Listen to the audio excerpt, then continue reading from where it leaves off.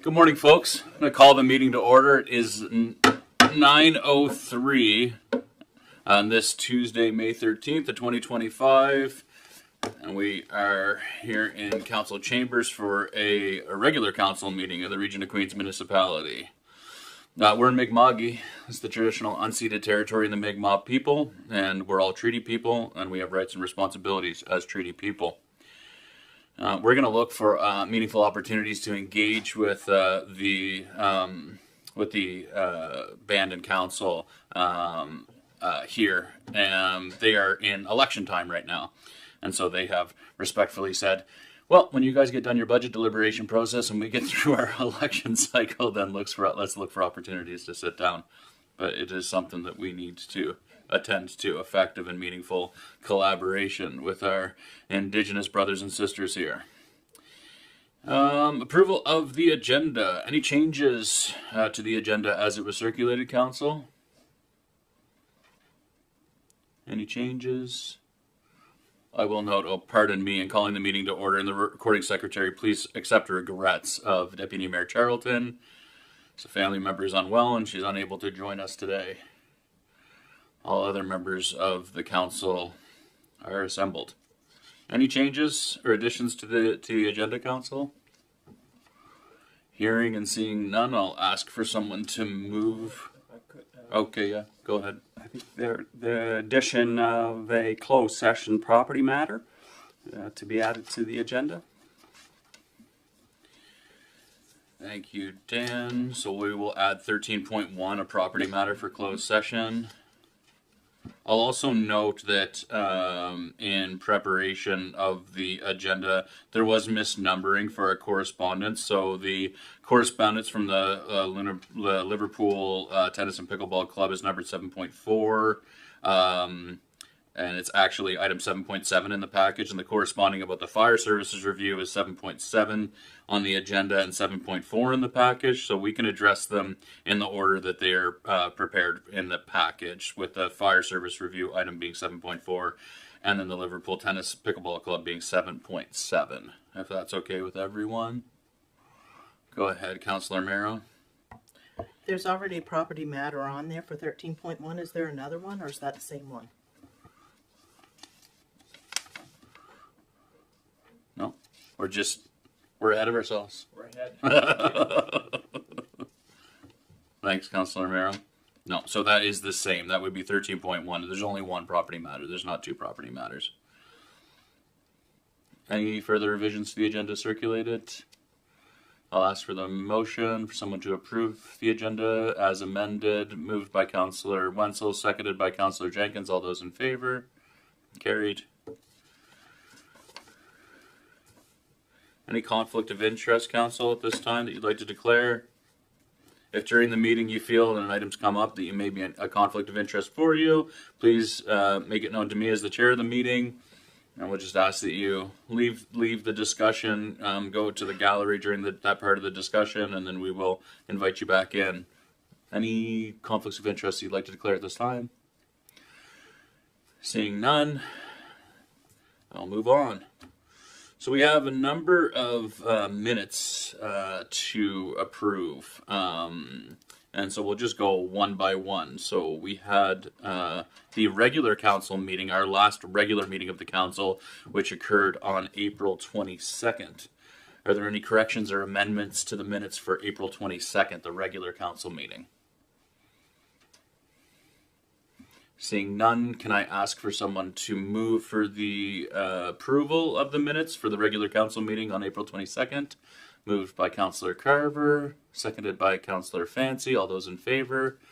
Carried. The next one is our first special council meeting for budget deliberations that took place on April 22nd, 2025. Again, are there any corrections or amendments to that, to the minutes from that special council meeting? Pardon me, on April 24th, that's right. Any changes? Okay, can I look for a motion to approve the special council meeting minutes from April 24th, moved by Councillor Jenkins, seconded by Councillor Carver. All those in favor? Carried. The next one is the budget deliberation special council meeting that took place on April 28th. Same thing. Any changes? Any errors? Councillor Fancy, no? Would you like to move for it to be? Councillor Fancy is moved to approve the special council meeting April 28th minutes. Is there a second? Seconded by Councillor Carver. All those in favor? Carried. And the last one is the last meeting that we had, special council meeting that took place on May 6th. Again, any changes, amendments to those minutes as circulated? Seeing none, can I look for a motion to adopt? Moved by Councillor Jenkins, seconded by Councillor Carver. All those in favor? Carried. Thanks. That brings us to the public comment section of the meeting. We always welcome comments from members of our community. If you would like to address council, please limit your comments to 5 minutes maximum. Come forward to the podium when you're called upon. Press the gray button on the base of the microphone when you're addressing. When you're making your statements to council, please indicate the community where you reside and what your name is. Please address your comments to me as the chair of the meeting.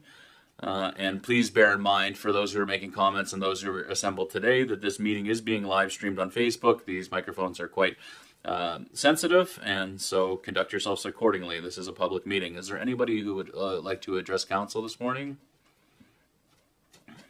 Ms. Anthony, come on up. Morning.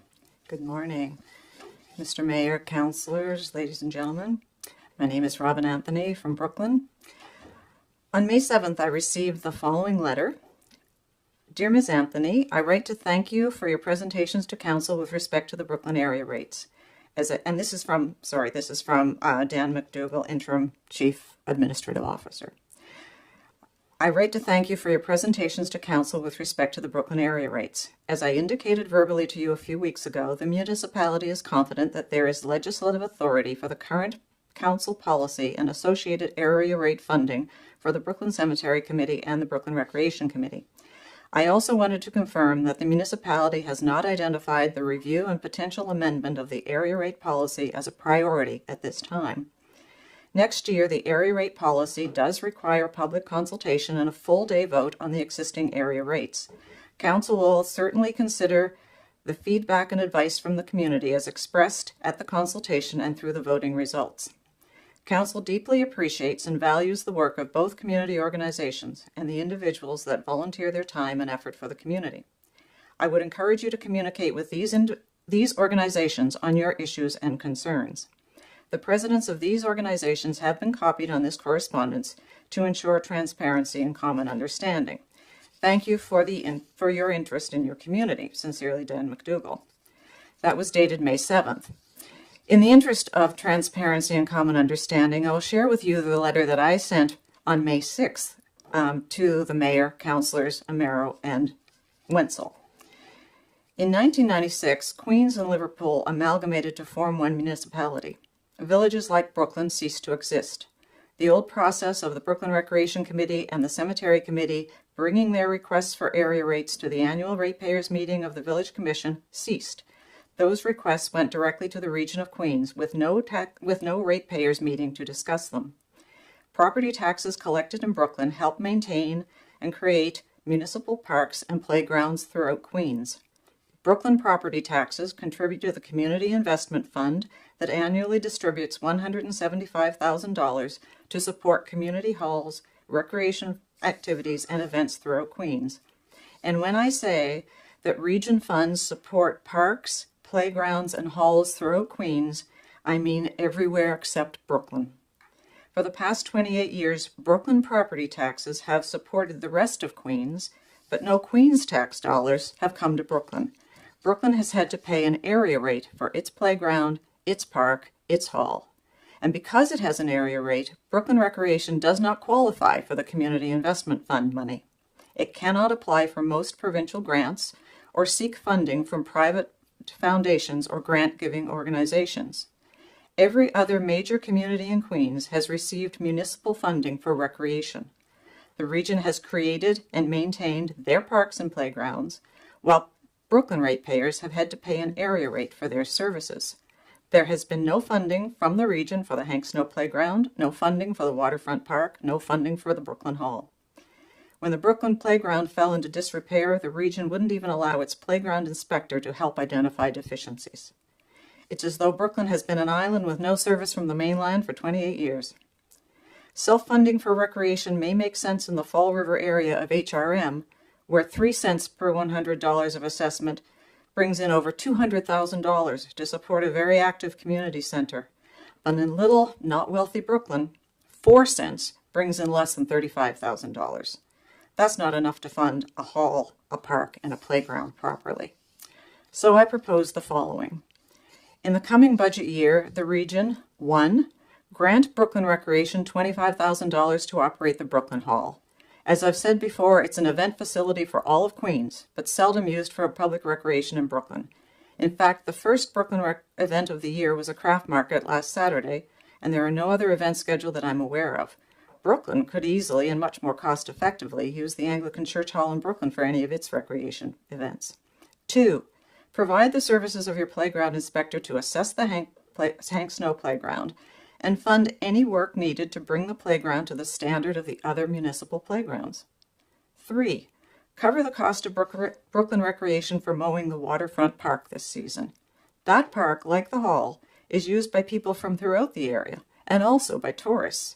It should be a signature park of Queens Coast, not the degraded site it is today.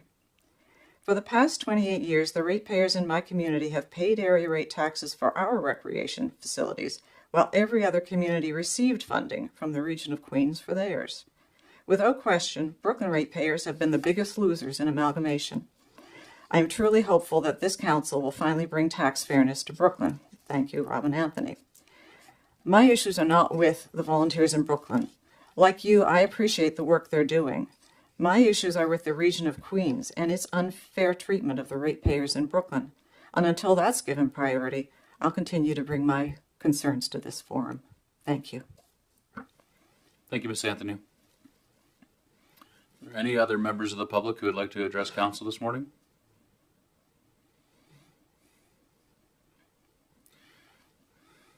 Morning, sir. Good morning, Mr. Mayor, councilors. My name is Barry Anthony. I've been a property taxpayer in Brooklyn for over 50 years.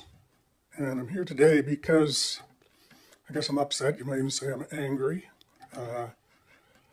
And it's centered around the Waterfront Park in Brooklyn. I drive by it like a lot of people from Brooklyn several times a day. And since it was put there, I've watched it gradually deteriorate to the point where I think it's an embarrassment to the community. When it was put there were plantings beside the road where you drove in. There were interpretive signs. Those are gone, and so now when you go there, or when a tourist goes there, the picnic tables that are there are not fit to use, and I'm not exaggerating.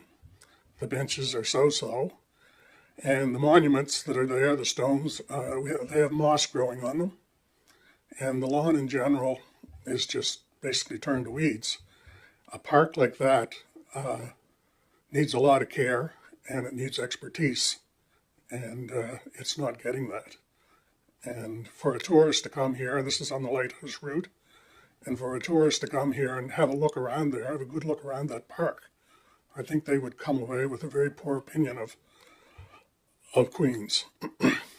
So I feel the council is neglecting their duty in looking after this. I don't understand why Queens County couldn't look after that park to a reasonable standard.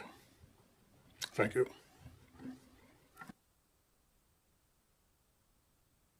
Thank you, Mr. Anthony. Any other members of the public who'd like to address council? Go ahead, Rob. Morning. I'm Rob Crawford. I reside in Beach Meadows, and I'm a board member of the Liverpool Tennis and Pickleball Club. I just want to give a background on the letters that are being submitted to council today. For the past year and a bit, we've been raising funds to resurface the courts, which we're planning on resurfacing the courts, which are much needed, next year in 2026. And at our AGM on the 30th of March, we were presented a letter by the owners of 113 Church Street, which is the property adjacent to the courts. And on that property is where the clubhouse for the tennis club resides, and it's been there for 100 years or so. And basically what has happened over the last few weeks, the owners of the property want us out of the clubhouse because of safety concerns with the clubhouse itself. So we're in the process of actually vacating the clubhouse because we obviously do not want the public going into the clubhouse. And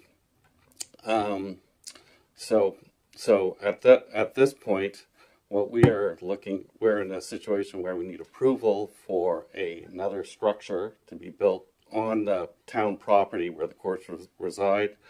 And also we are in a bit of a bind from a funding standpoint because the funding that we have for the courts now looks like we're going to have to focus some of that onto the building a new storage facility for the courts. So we're in a position where we're looking for approval to build a new structure quickly because we just opened the courts on Saturday, and possible funding for that clubhouse.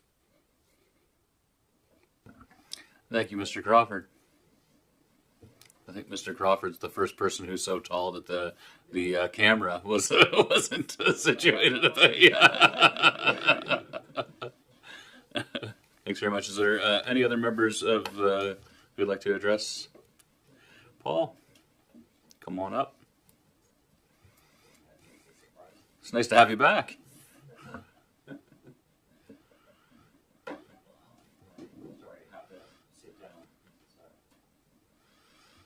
No apologies necessary. Take it away. All right. Good day, Mayor, Council members. My name is Paul DeVoe. I live on Brookdale Crescent in District 5. I first want to thank you for allowing the general public the opportunity to be present during the budget process. I do apologize if we took up too much room in the gallery, though. I must agree with Mr. Rick Conrad when he stated that it would have been more beneficial if the actual budget items were provided so that we could have followed along. It may have been noticeable that I was following along anyways, but it was with a copy of last year's budget report. This fortunately provided me with a little more insight than I was expecting. For 25 years, I was part of the budget process, and every budget, the same question kept coming up multiple times and under multiple line items. Even when the information was provided, that question was, what was the previous year's amount? It wasn't until I was in a senior position that made the decisions that I realized why that question was always asked. By asking that question, it changes the whole narrative. For example, this year's budget had 5 cents per dollar going towards fire services, but last year it was 5.15. That then changes the narrative. And the follow-up questions. Why is it lower? Are their needs being met? Do they have enough that they don't get loans from the municipality? Or are they even getting interest-bearing loans? I'm not here about the particulars. Those statements are just to prove a point. I'm here because of this piece of paper here. So if not for this piece of paper, no one in this room would even know my name. Last year, I went to the municipality because of my property taxes, and after a week of bouncing between all agencies, I received unacceptable answers. It wasn't until the municipality provided this piece of paper that I realized I was asking the wrong questions. This paper lists a breakdown of the cents per dollar for the services provided to the municipality. Every cent counts, community investments. And it's got a list of 10 different items within it. Education, 14 cents, recreation, 11 cents, economic development. So I'm here today asking if this information can be added to the yearly tax bill.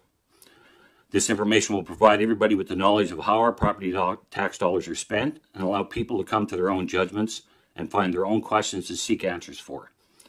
For an open dialogue, a majority of people consider the answers they receive as being the most important part. But it's knowing what questions to ask is the most important. And to do that, they need the information. Now, it may be said that it's possibly too late to add this information to our tax bills. But as the mayor had asked the question last week or the last meeting about the property tax payment dates, he was informed by the director that the dates in the bills can be easily changed. That would imply that the base form for the property taxes is a template, and therefore it would only take 10 to 15 minutes to add these 10 lines to the form. On January 14 council meeting, numerous people brought questions and concerns to the council, and though they were animated, their concerns were no less valid. The mayor stated that this council is committed to transparency and accountability. By definition, transparency is open and honest disclosure of information when asked, and this municipality does provide that information when we do ask. But true transparency is providing this information even when it is not asked for. As a final comment, I wasn't really going to criticize the budget process, but if I'm going to say this at the community, I'm going to say it in here. Do not make the same mistake that other municipalities in this province made. This is Nova Scotia. Unlike the other provinces, we have a cap rate, and this increases every year, no matter what. Keeping our tax rate the same is not an accomplishment. It still means we will pay more this year in property tax, even though our municipal rates stay the same. As the gentleman from the PVSE stated on the February 11 council meeting, this year's cap was increased by 1.5%, and last year was 3.5%. It may not seem like a large amount for some, but there are many people in this municipality that every penny counts. And year after year of increases compounds that stress. Thank you. Thank you very much, Mr. DeVoe. I just want to clarify the piece of paper. So that's a breakdown of percentage of your taxation, how it's allocated. Like that. They use cents. Yeah, Sorry, my apologies. percentage, but the sort of proportion. Yes, so it's every cents count, community investments, and each dollar collected in taxes funds a wide variety of essential services, and the following costs are those that make up your tax dollar. Okay. So I went to the municipality last year on this, and they provided right away. They said, here you go. Sure. And I asked, I said, well, why isn't this put on the yearly property tax bill? Because most municipalities across Canada had this information put in. A lot of times it's, 0.11% or, and they use a percentage. Here you guys use cents. Sure. You can change it to percentage if you Yep. want. Okay. But Yep. Thanks for the suggestion and your ongoing engagement. Thanks, Paul. Any other members of the community who would like to address council this morning?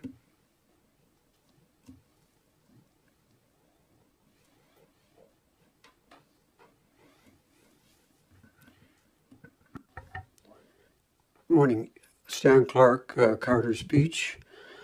I'm here today to highlight some of my things in the community that I feel is missing. And one of them is the community garden. We used to have a community garden in Liverpool that was starting to really grow. And changes were made to the area where it was, and the ball seemed to get dropped, and there's no community garden. This happened several years ago, and we were quite involved in volunteering there. And then I notice when I read our great copy of Rural Delivery, which is out of Liverpool, Port Midway has a garden, which is a good thing. And then I read about other areas, Mahone Bay, Greenwood, where they're getting involved in more of a greenhouse effect. And it seems like there's funding available for this. And I was just hoping that maybe council could investigate this and maybe carry on the community garden, because I feel it's so important. It nurtures, if I can use the pun, grassroots right from the start in the community. And when I read letters from like Feed Nova Scotia, which this year 140 food banks, they've helped out, and my background is railroading, so I use tons, 131,000 tons of produce that they distributed in Nova Scotia. And then they asked for another donation from people to keep it going. And then I've never seen this or read anything like this in my life, where Feed Nova Scotia they ask for the second thing is to reach out to your local representatives in government. Tell them that you need affordable housing, adequate income for every stage of life, increased social assistance rates. Tell them people need enough income to be able to live and to buy groceries for their family. Tell them that this is not substantial and this is not what Nova Scotia looks like. So I feel like it all ties in to this. And my second thing is our hospital and our rehab center there is second none to that I've ever dealt with. It's a beautiful, and I had a knee replacement, and they have a program that it's called rehab before you go to have the operation to get you fit for it, which is put on, and it's a number of weeks, and you go there and get you ready for the operation. And it was so good. Then after, if you feel you need more, you go there. And then after that, if you feel you need more, Nova Scotia government, through the Health Society or Health Department, would send you to Queen's Emera Center and give you 3 passes. At one time, I guess it was at 5. And I would like to see the region look into this and carry this on and get it developed more through the health department. It's a great program. It's a great facility we have up there. And of the number of people that I went through the program, when I run into them, I say, how are you doing? How are you making out? Have you ever gone to Queens? No, I've never gone. And yet there's a pass to get you to get started for 3 sessions. I'd like to see maybe approach the government to get more involved in that. Is a rehab. I think it's great. And finally, this would be dear to Councillor Fancy, is our litter problem. At one time, a few years ago, out of this council, it was in the region and Kelly Marie, there was a great effort put forward to look after litter in Queens County.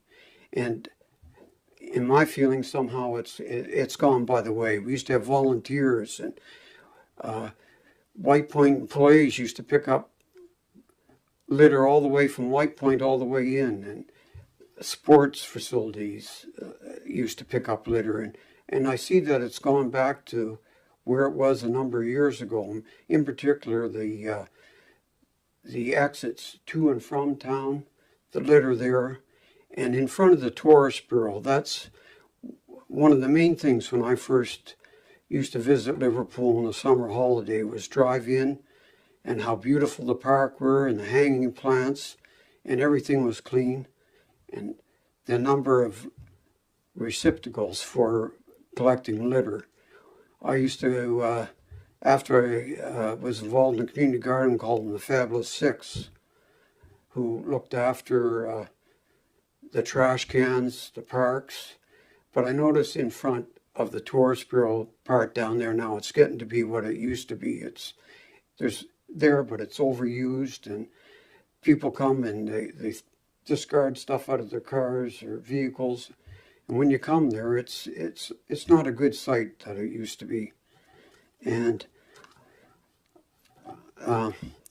that's about it for me. And I want to thank how this is coming together in our county of Queens.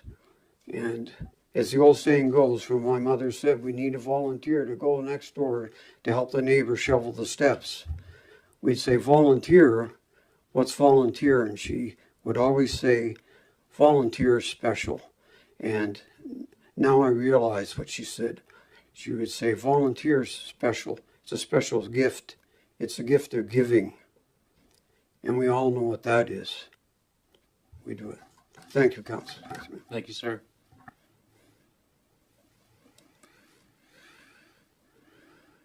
Any other members of the public who'd like to address council this morning?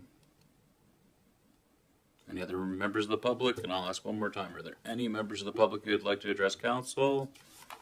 Okay, Thank you all for your comments this morning. Okay, we have no delegations or presentations this morning. We do, on the other hand, have a pile of correspondence. It was a busy few weeks for correspondence, so we'll just make our way through them here. So we received a letter from John Lohr, the Minister of Municipal Affairs, on reprofiling of some programs, basically blending two legacy programs, the beautification and streetscaping program and the community works program, concluding those and wrapping them up into a provincial capital assistance program. It's going to take an old program that was funded at around 7 million, and now it's going to be 1.7.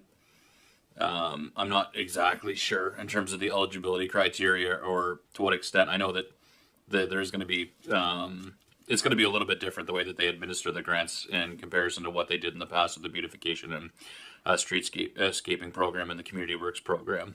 But in any case, it was for information that we received that correspondence. Any questions or discussion from council on that letter from Minister Lohr?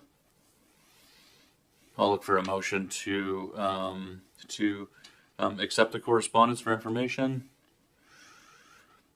Moved by Councillor Carver, seconded by Councillor Wetzel. All those in favor?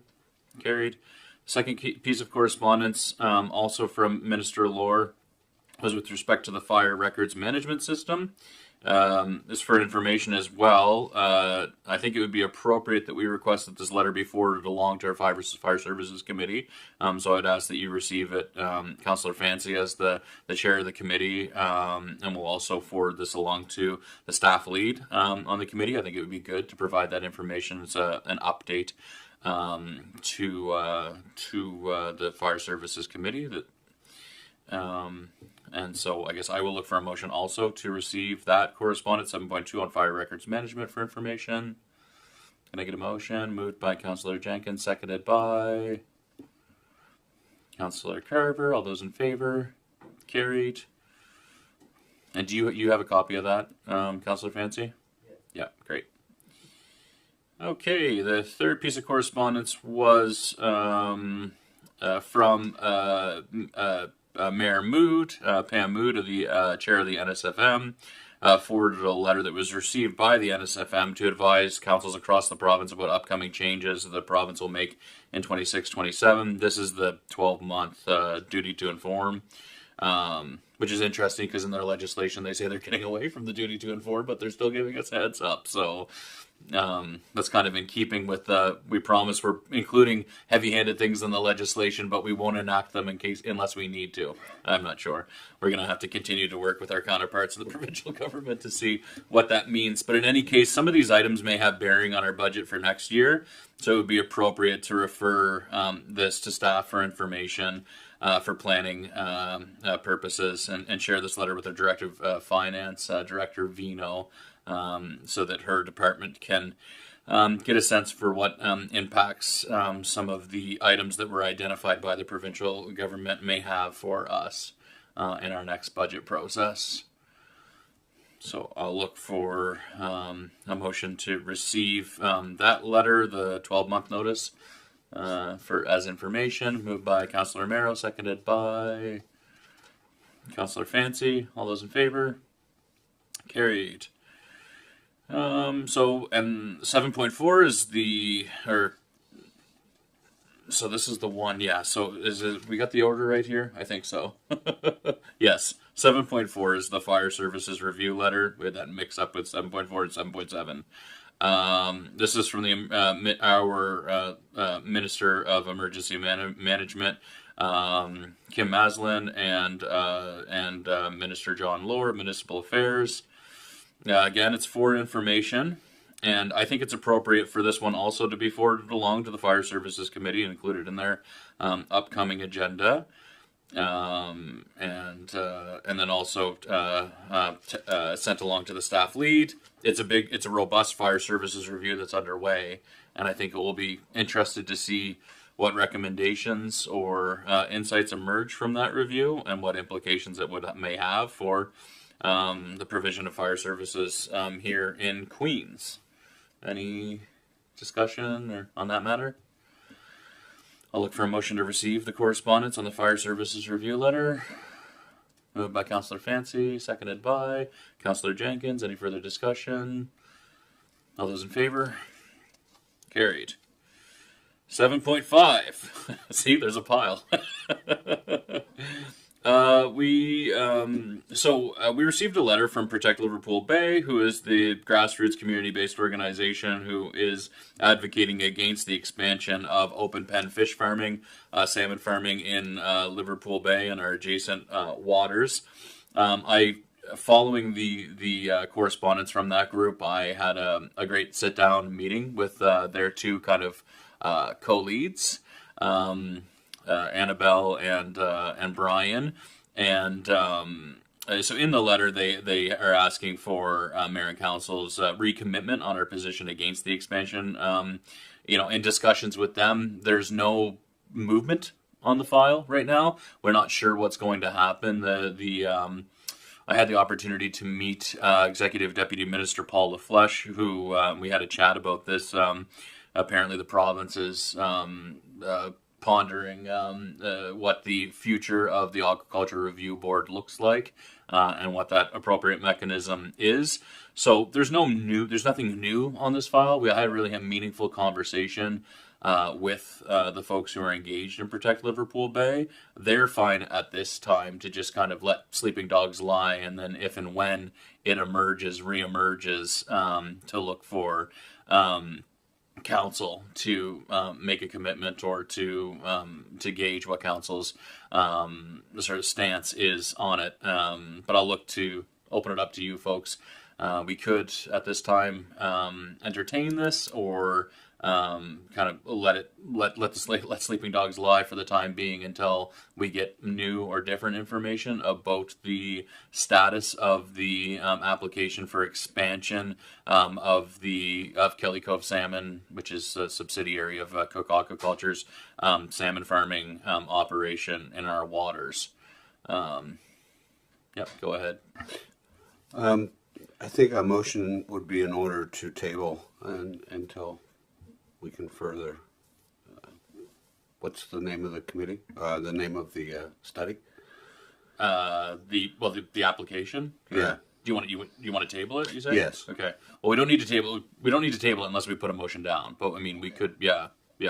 So you're okay just to sort of kick the can down the road on it. Yeah. It's different council, different time. Mm-hmm. All Yeah, sorts that's of things. So. Yeah. Okay. Councillor Merrill. Yes, we did allocate money our last council, and I just want to make note that we still do have that money in our budget. That's right. For the remainder if we have any more legal costs. Mm-hmm. Yeah, so the the line item in our budget for legal counsel reflects the monies that were unspent for the intervener status that was allocated by the previous council. So the monies are available if and when the time comes. I'm hoping it just dies in the water, if you mind the pun. But it doesn't have to come back to this council. But who knows? Any further input on that correspondence? So they're okay if we just receive it for information. Okay. Can I look for a motion to receive the correspondence for information? Moved by Councillor Carver, seconded by Councillor Merrill. Any further debate or discussion on the item? I'll ask the question. All those in favor of the motion? Carried. Okay, we're getting through her. 7.6 is a request from the Liverpool Lions Club. They have purchased a sign. They're requesting our staff to support the installation of the sign.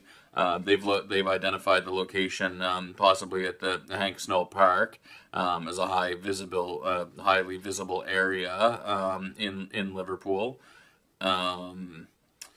I would say that obviously the Lions Club is one of the service clubs in our community that's incredibly important to our community. They raise they raise a significant amount of money in our community for our community.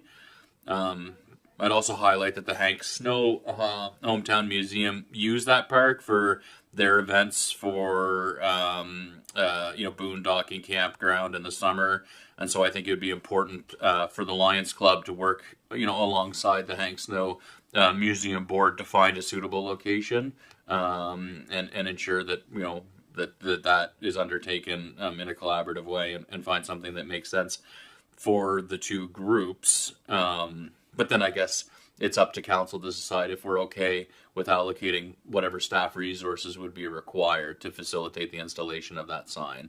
So I'm not sure. Is there any? Go ahead, Councillor Fancy. My concern with anything is that if you do something for one person, you set aside that somebody else could request for the same thing. Just wondering if it can be put through the CIF or something that then it's on paper. You're allocating funds to a certain group for a certain project, rather than to just outright say we're going to do something.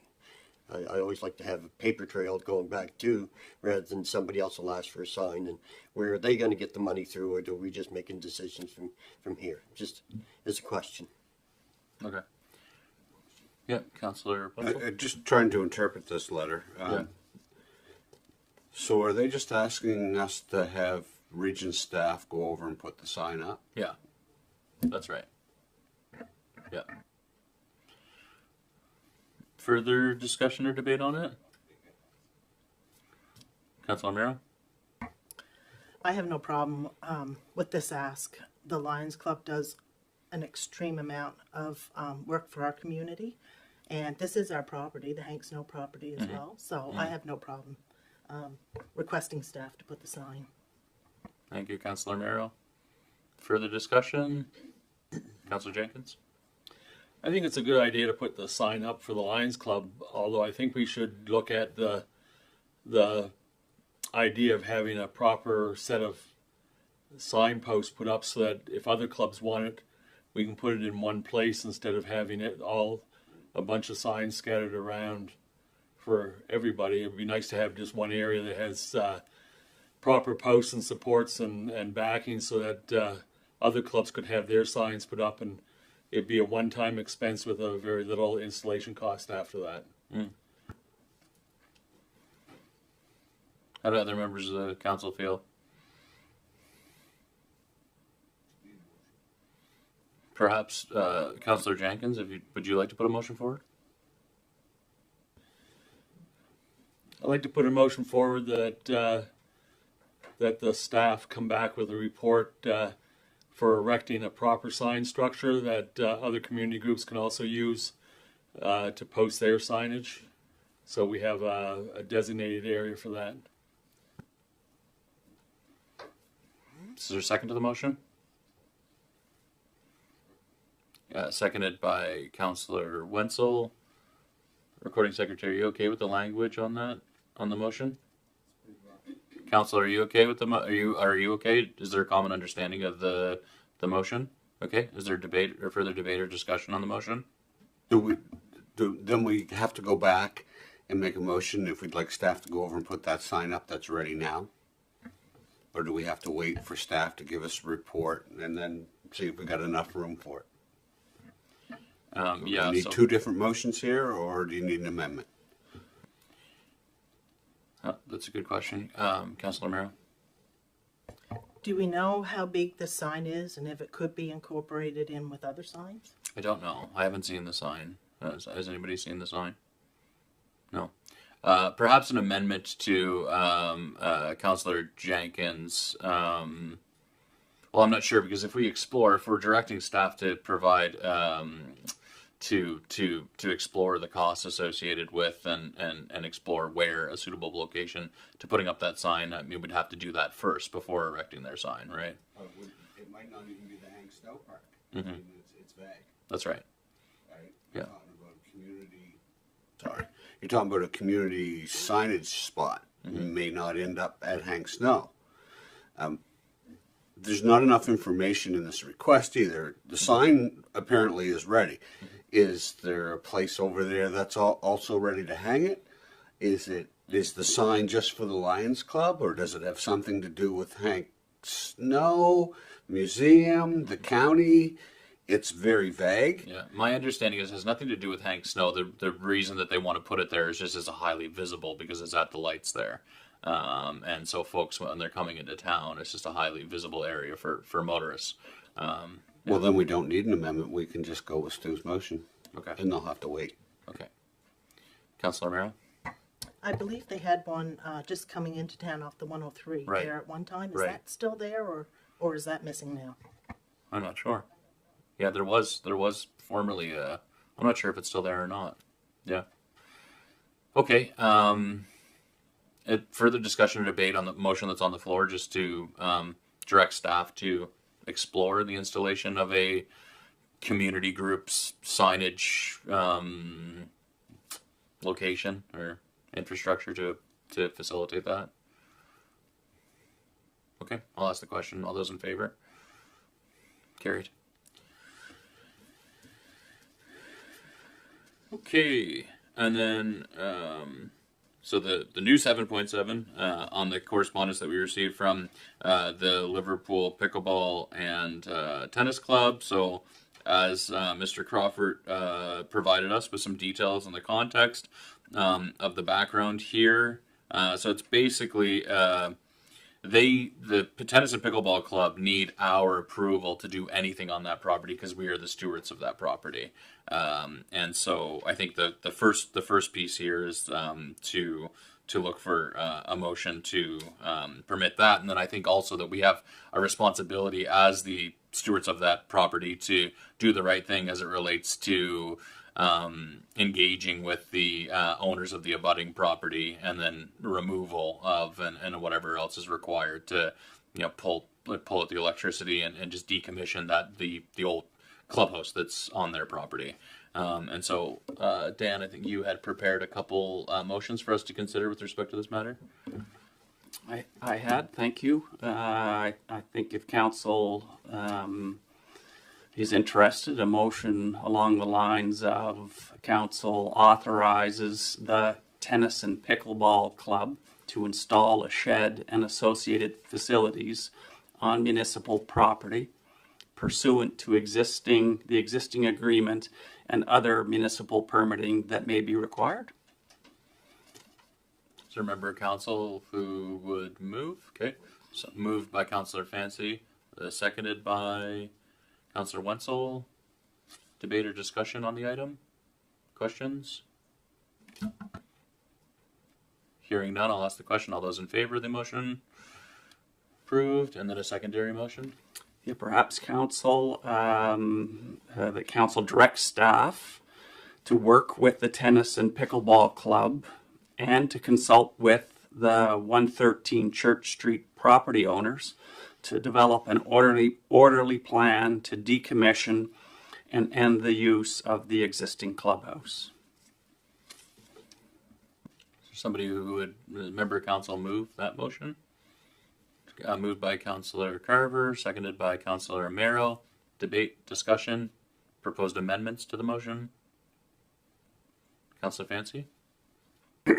So what would this entail? Because really the building is on the other property. Mm-hmm. So it's really owned by the other people. That's right. So it would be something where we try to work through with them in whatever they want to do. Because if they want to keep the building up, they could still do it because it'd still be on their property. Mm-hmm. So you just don't know what it's going to entail at this time, except for the power and the sewer come through the region's property. Mm-hmm.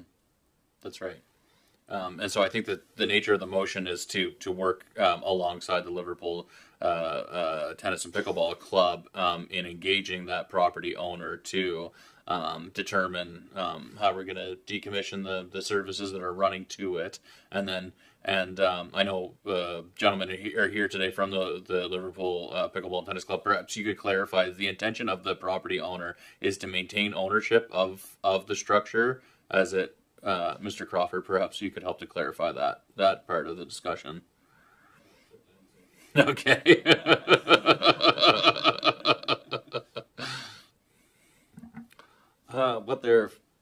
We don't know their full intention Okay. with the building. If they're going to keep it up, tear it down, not our concern.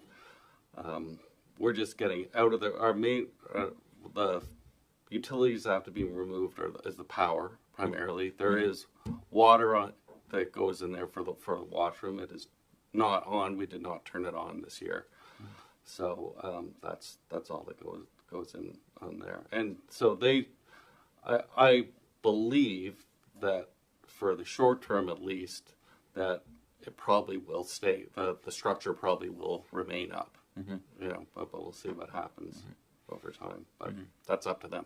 And I think the reason that I'd like to have a secondary motion in addition to just our approval of the Tennis and Pickleball Club to move forward with the improvements or changes to the land is that I think we have a responsibility to be neighborly and to do what we need to do as the owners of the property to facilitate this shift away from the use of the clubhouse that is obviously and has been substantiated to be on their property, not on the property that's owned by the municipality where the Tennis and Pickleball Club run their club out of. Yeah. Thanks, Mr. Crawford. Thank you. Any further discussion or debate on the motion? All those in favor? Carried. Okay. I think, no, there's still one more. Believe it or not, there's still one more. So we received a request for endorsement of public library funding request from the South Shore Public Libraries.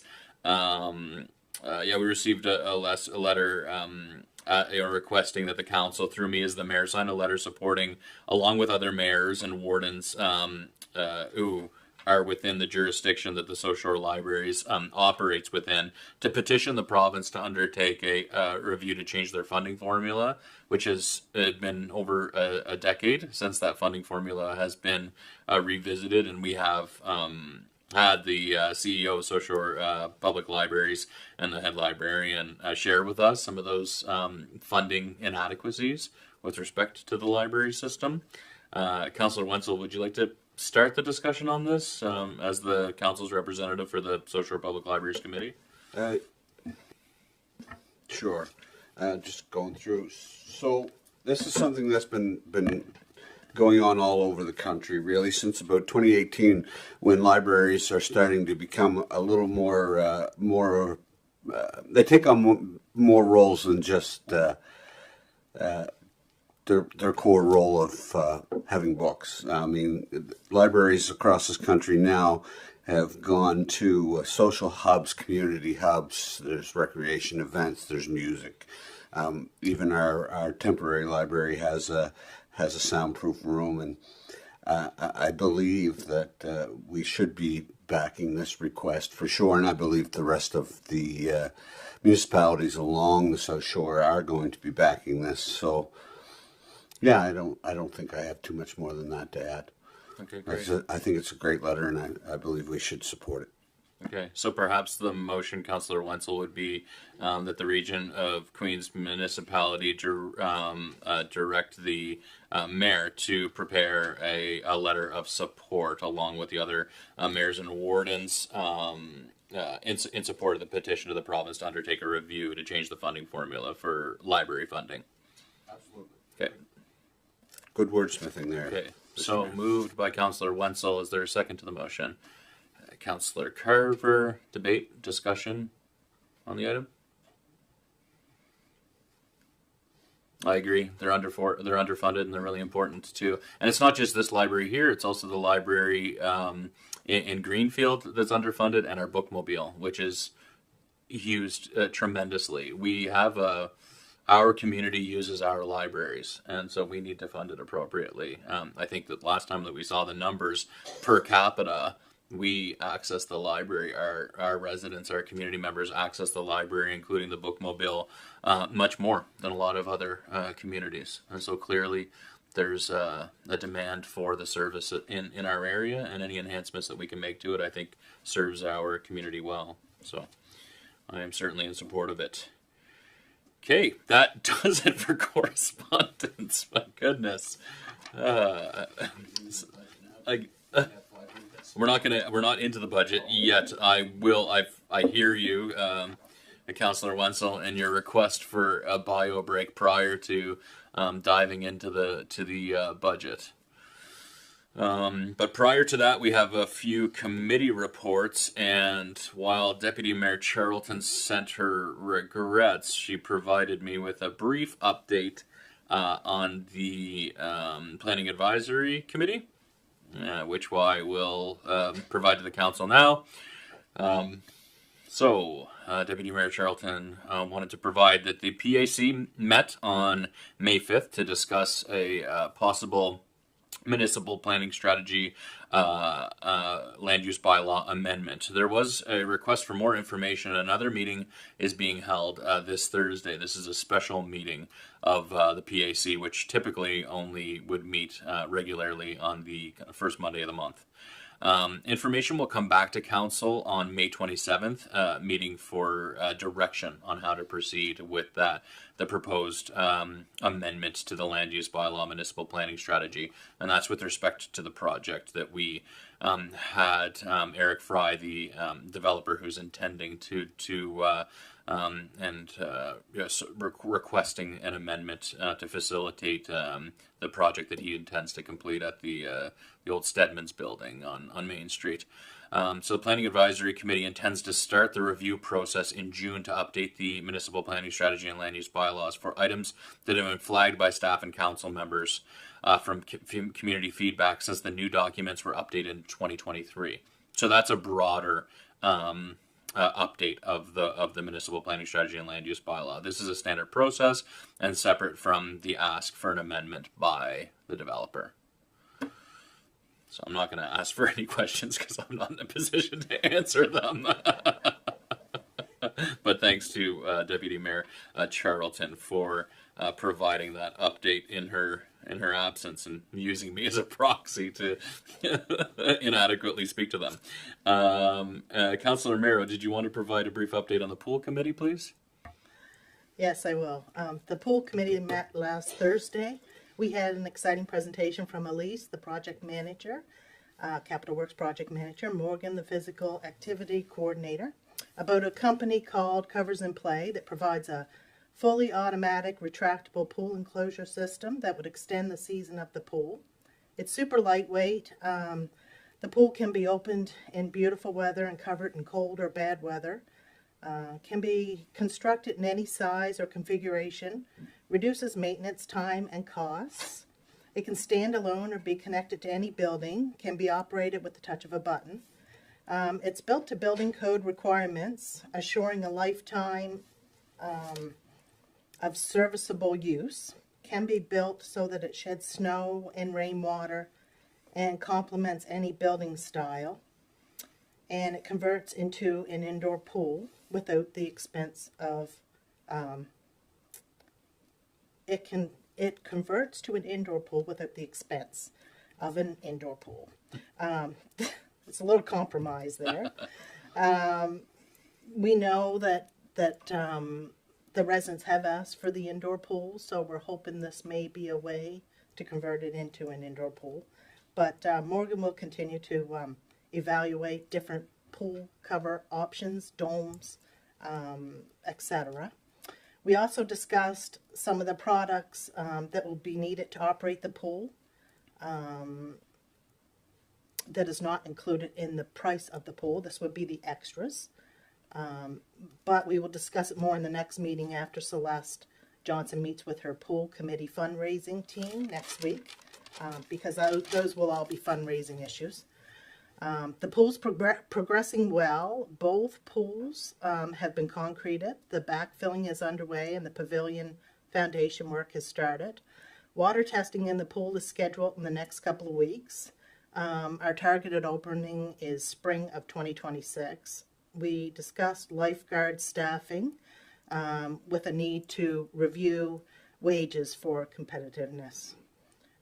Recruitment was also discussed as far as lifeguards and should begin soon so that we secure staff for next year.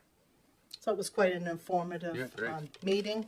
It was a very exciting meeting, actually.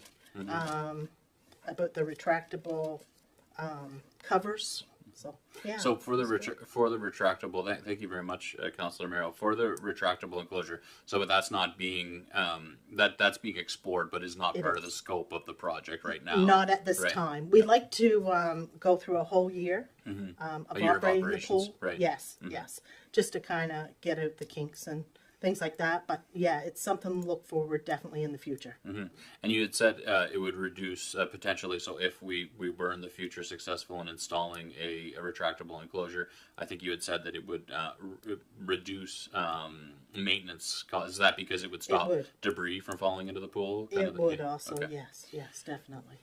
Yeah.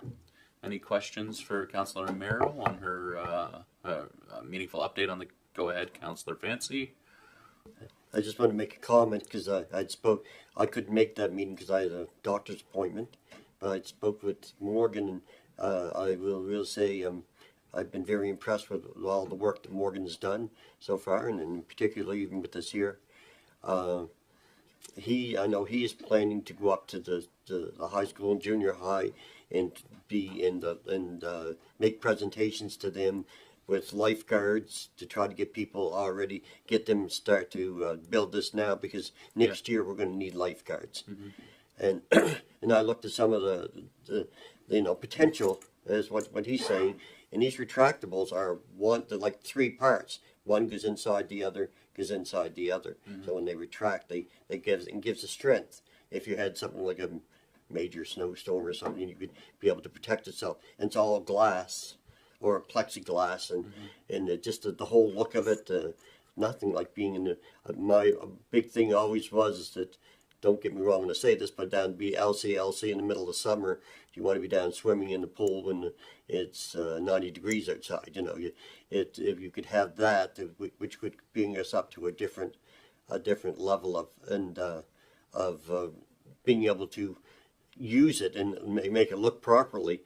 The other thing too is when they retract, because I'd asked about the humidity, because always with anything you have inside, you got to get rid of all the moisture, and when you retract, then the moisture, it's you're exchanging air, so you're probably not going to use any kind of system like that. So it's a lot of savings costs if you can be able to make this operate properly, and it's like the mayor and myself and Councillor Merrill, we always said we want to try. It'll always be our goal to try to make this an indoor pool if it's ever possible.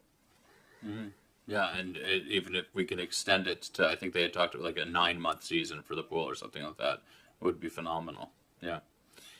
Great, thank you very much. Any further questions for Councillor Merrill on the pool committee update? Thank you for your work on that committee. Okay, no unfinished business on the agenda today. Prior to going into the actual budget approval process, I've worked with the CAO to think through how our strategic priorities would be and have been reflected in the preparation of our budget deliberation process, and Dan has been pulling together a bit of a presentation that speaks to that alignment, and so I thank him for all the work that he has done on that. And so I will, if you're ready to go, I'll turn it over to you.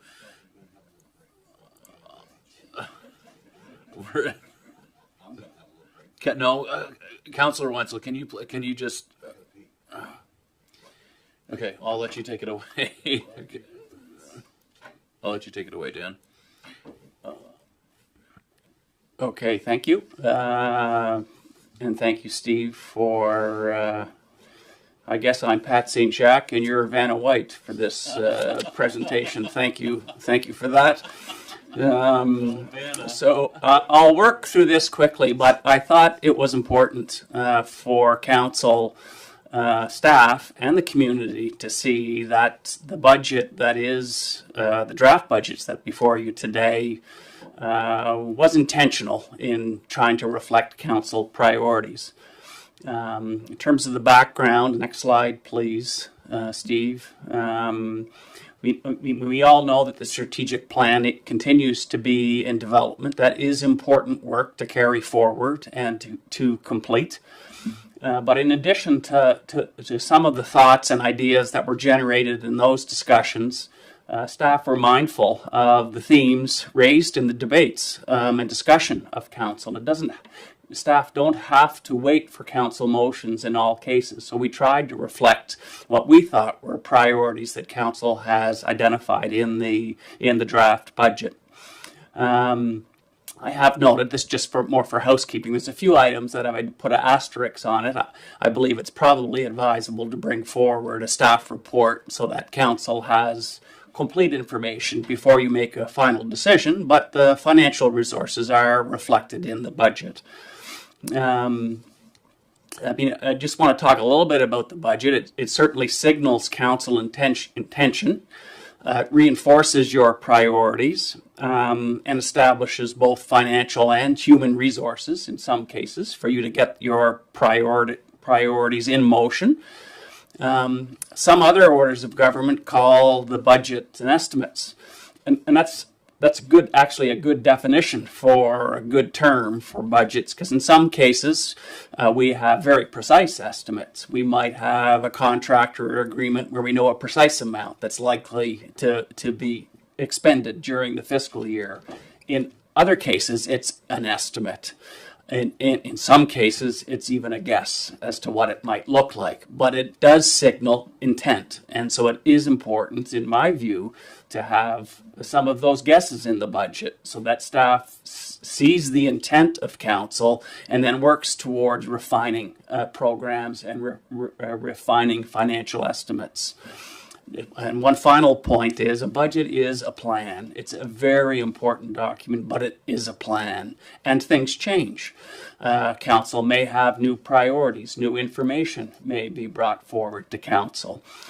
So you can continue to be responsive to community priorities and your priorities throughout the fiscal year. You don't have to wait for next year's budget to act on items that you'd like to get up and running before the next budget year. Next slide, please.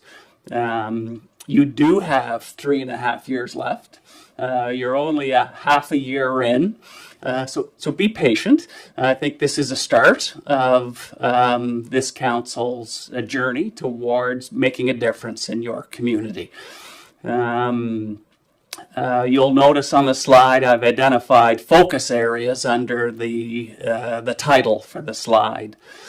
These were identified in some of your discussions during strategic planning, and ultimately they would turn into goals, tactics, actions, and even schedules in your work plan. But I've identified them as focus areas because you spoke about the importance of those areas, so I won't go into much more detail, but I just wanted to flag that they were reflected in some of the items that were added to the budget. So very quickly, if you think about the environment and infrastructure pillar, you've got a number of items in your draft budget. So you have the Protective Services Coordinator. That was a temporary position last year that, if approved, would be a permanent position. So this position would focus on leadership and support for the fire service in the municipality, for liaison with the police and supporting the Police Advisory Committee, for providing leadership with respect to emergency management and occupational health and safety in the organization. You have changed the compensation system in the budget for your EMO and alternate EMO coordinators to make it more competitive with the wages throughout the province and to ensure you've got good dedicated resources. There's 2 additional water and wastewater operator positions. That's responsive to the challenges that we know of in our water systems and our wastewater systems. So those extra hands will help us not only focus on operations, but also preventative maintenance and likely even some capital improvements. You have a water rate study coming forward soon. That water rate study will reflect the expenditures that would help advance a more viable and sustainable water system. There's an increased budget for street sweeping and catch basin cleaning, and we have to conduct a system assessment report for both South Queens and the Caledonia wastewater. That's a regulatory requirement, so that's contemplated in your budget.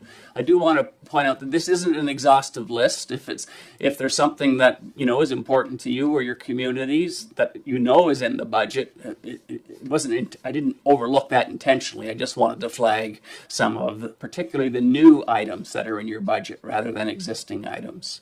In terms of financial resources, we know there's more funding to try to improve how we deal with collection of waste at the gray box sites. We do have some consulting resources or budget in to support bringing in expert third parties to assist us with plans and development. In terms of the capital project, there's a number of capital projects, but I know that there's more discussion that council needs to have about the South Queens project, but I did identify some of the metrics there. In that budget, there's about 2 kilometers of piped infrastructure that would be replaced. And if that proposed project unfolds completely, it would result in about a 54% growth in system capacity.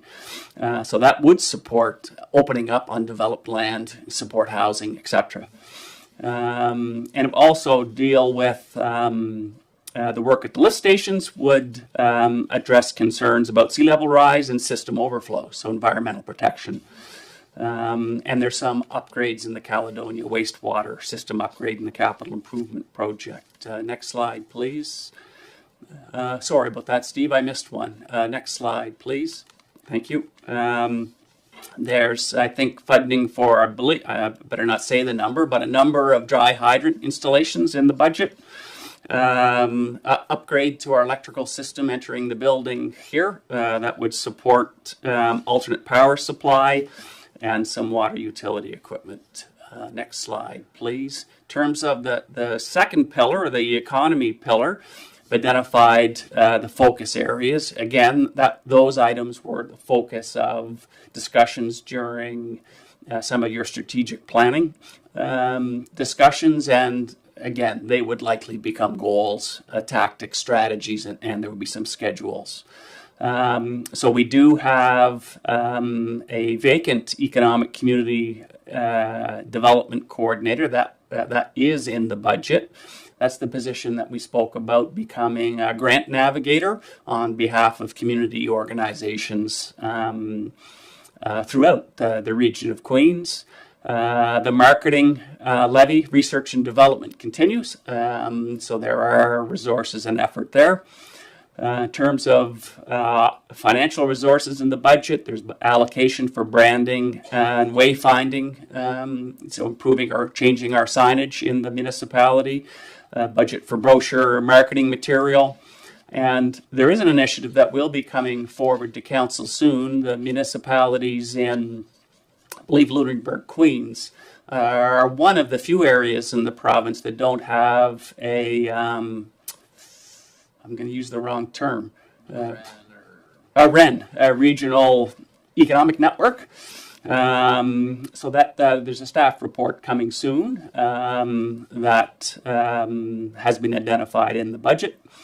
In terms of capital projects, while they're not specifically an economic development budget, certainly the South Queen Pool and any work you do with respect to expanding your services supports growth and development of your community. Next slide, please. In terms of the culture and social pillar, again, identified the focus areas that were discussed by council. In terms of HR capacity, the senior safety coordinator position is proposed to become a municipal position. A staff report will come forward on that soon. So that position, as you know, already provides ongoing support and services for Region of Queens residents in need. There's a full-time programmer aquatics coordinator. Currently, you have a seasonal aquatics coordinator. That position essentially would become a full-time position, still responsible for coordination of aquatics programming, but also be available to expand programming, recreation programming throughout the municipality, and develop partnerships with community organizations. There's some additional resources with respect to Queen's Place customer services representatives to support the services. I know the decision that council has made about the walking track has certainly resulted in more activity at Queen's Place, and hopefully there's more to come. I think I already touched on the Community Economic Development Officer. That's a duplicate. Next slide, please. In terms of programs and services, I know you all are familiar with Morgan's role as our MPAL coordinator, and one of his assignments this year will be to creating a renewed multi-year, I think a 5-year physical and active living strategy. I touched on the walking track fees that council discussed and decided on.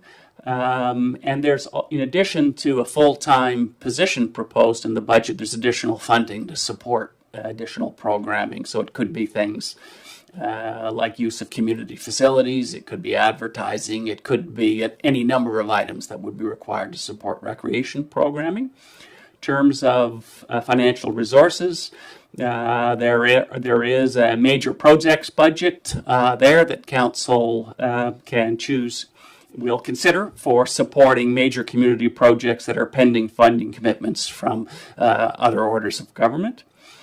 Queens County Food Bank, an increase to support the food bank rent costs.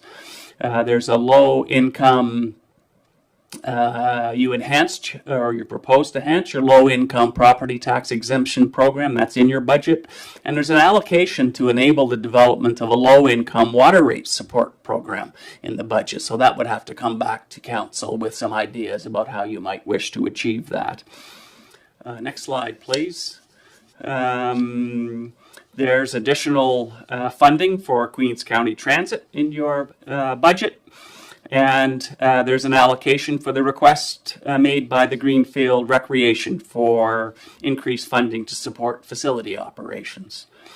Finally, again, there are capital projects that are in your budget. The South Queen Pool, the most significant, but there's a plan for splash pad accessible washrooms, and another example is floating dock replacement at Henry Hensey Drive.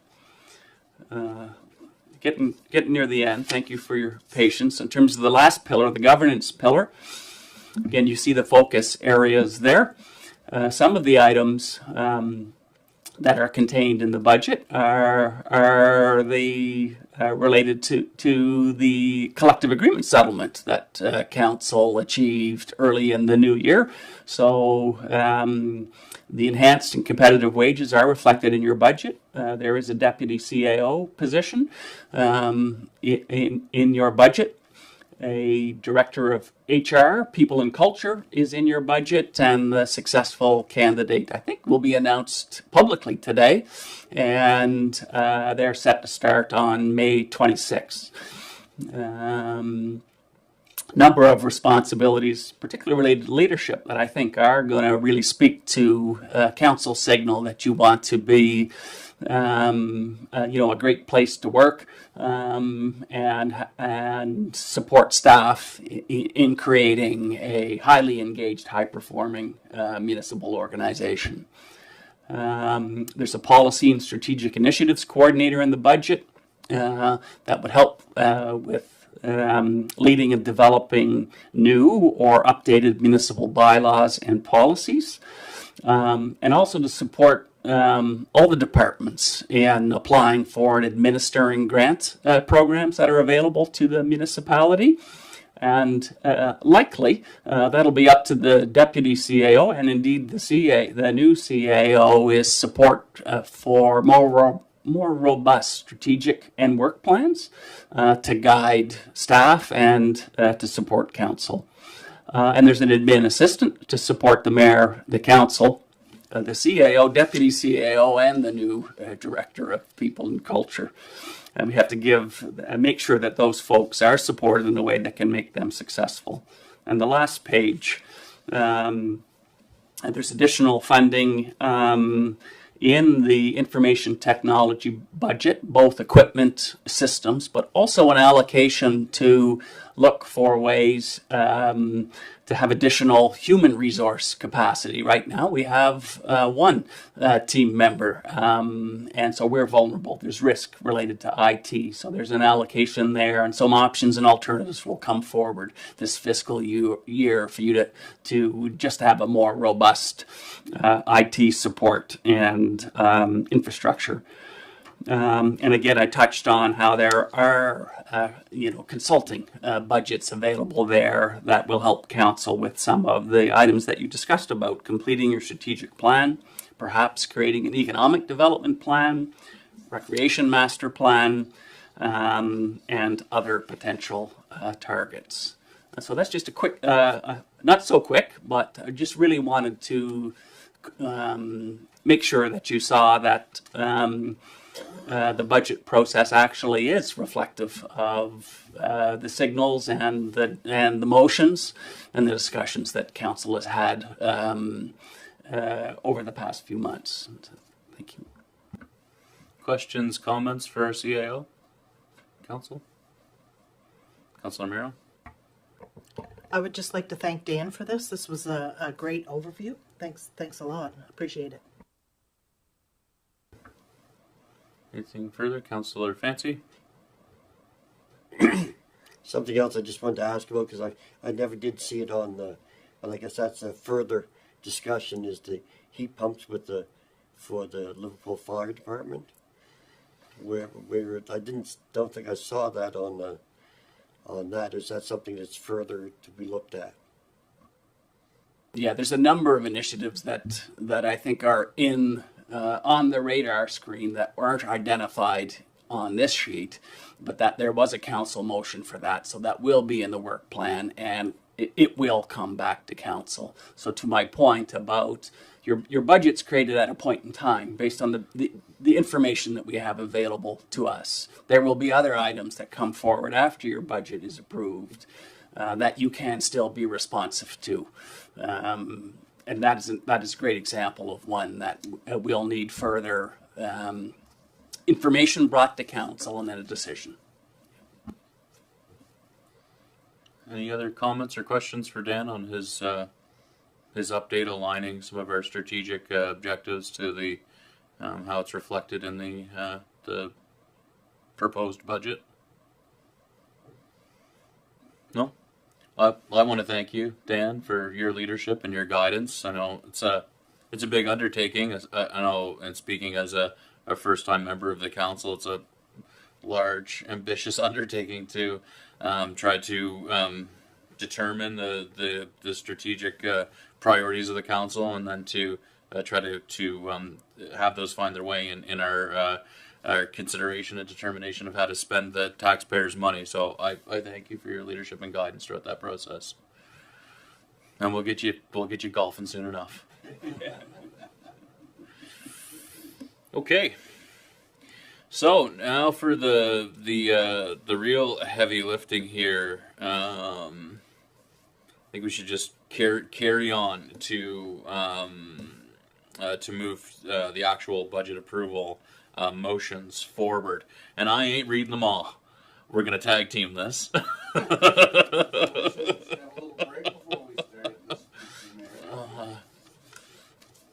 We have to. Pardon me. What, to receive the report from Dan? Okay, would you like to move for that? Councilor Miro? Yeah, sure, please. I move the Council Region of Queens Municipality receives the report titled Proposed 2025-2026 Operating Capital and Water Utility Budget for information. Seconded by Councilor Wenzel. Any further debate or discussion, comments, questions with respect to the report? Okay. All those in favor? Carried. Okay.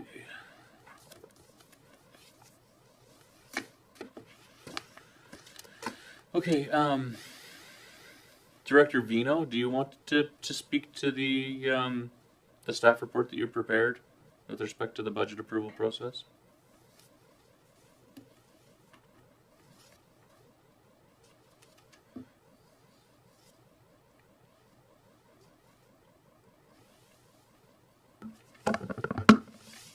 Thank you and good morning.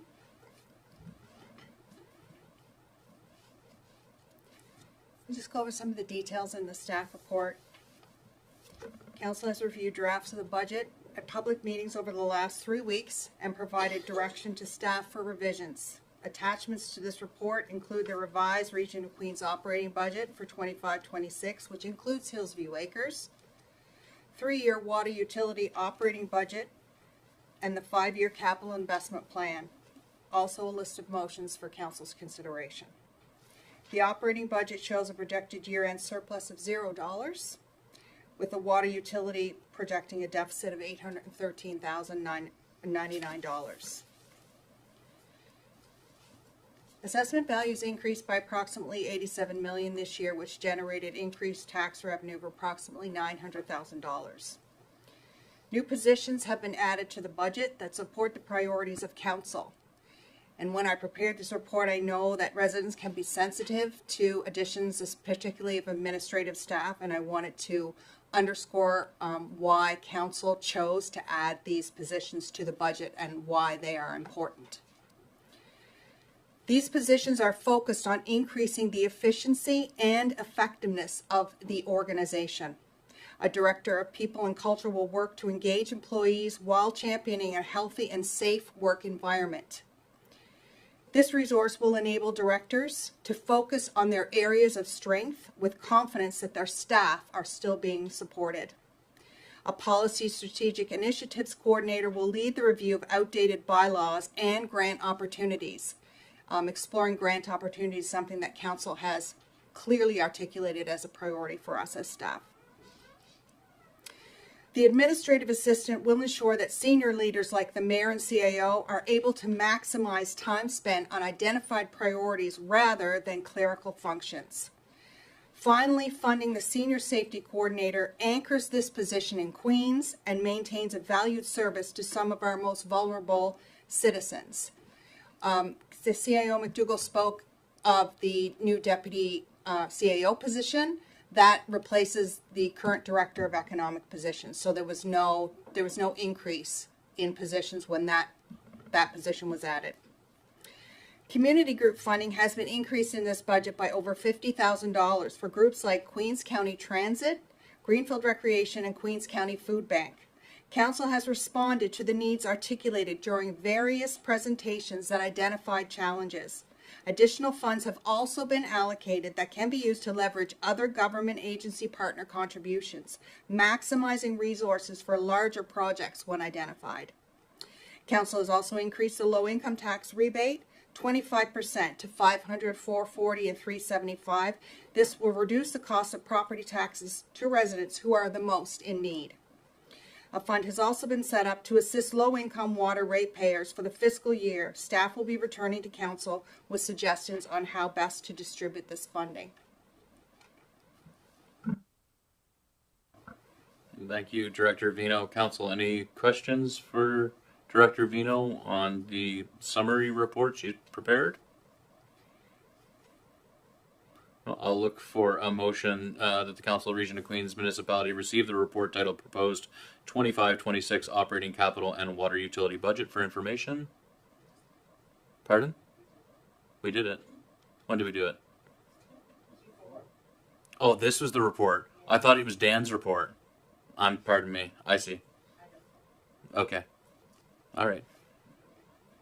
I thought it was Dan's report that you had received. Oh, okay. It's this report. Okay. Well, let's do it. Let's do it for this one. Can will someone move to receive this report for information? As presented by Director Vino, moved by Councillor Carver, seconded by Councillor Wenzel. All those in favor? Carried. Sorry for the mix-up on that one. I'm sure if Deputy Mayor Charlton was here, she'd have us straight. Yeah, that's right. Okay. Does council want to take a short recess before we go into it, or are people okay to move forward? Yes, I know you do. What about the rest of the council? Brief. Let's do a 5-minute recess and reconvene at 10:38, please.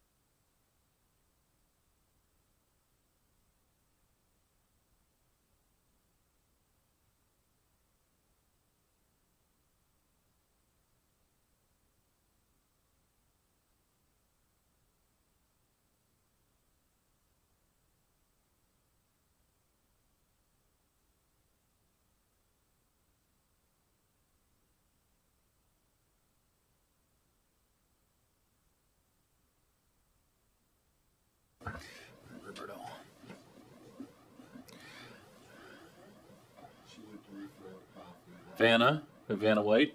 I'm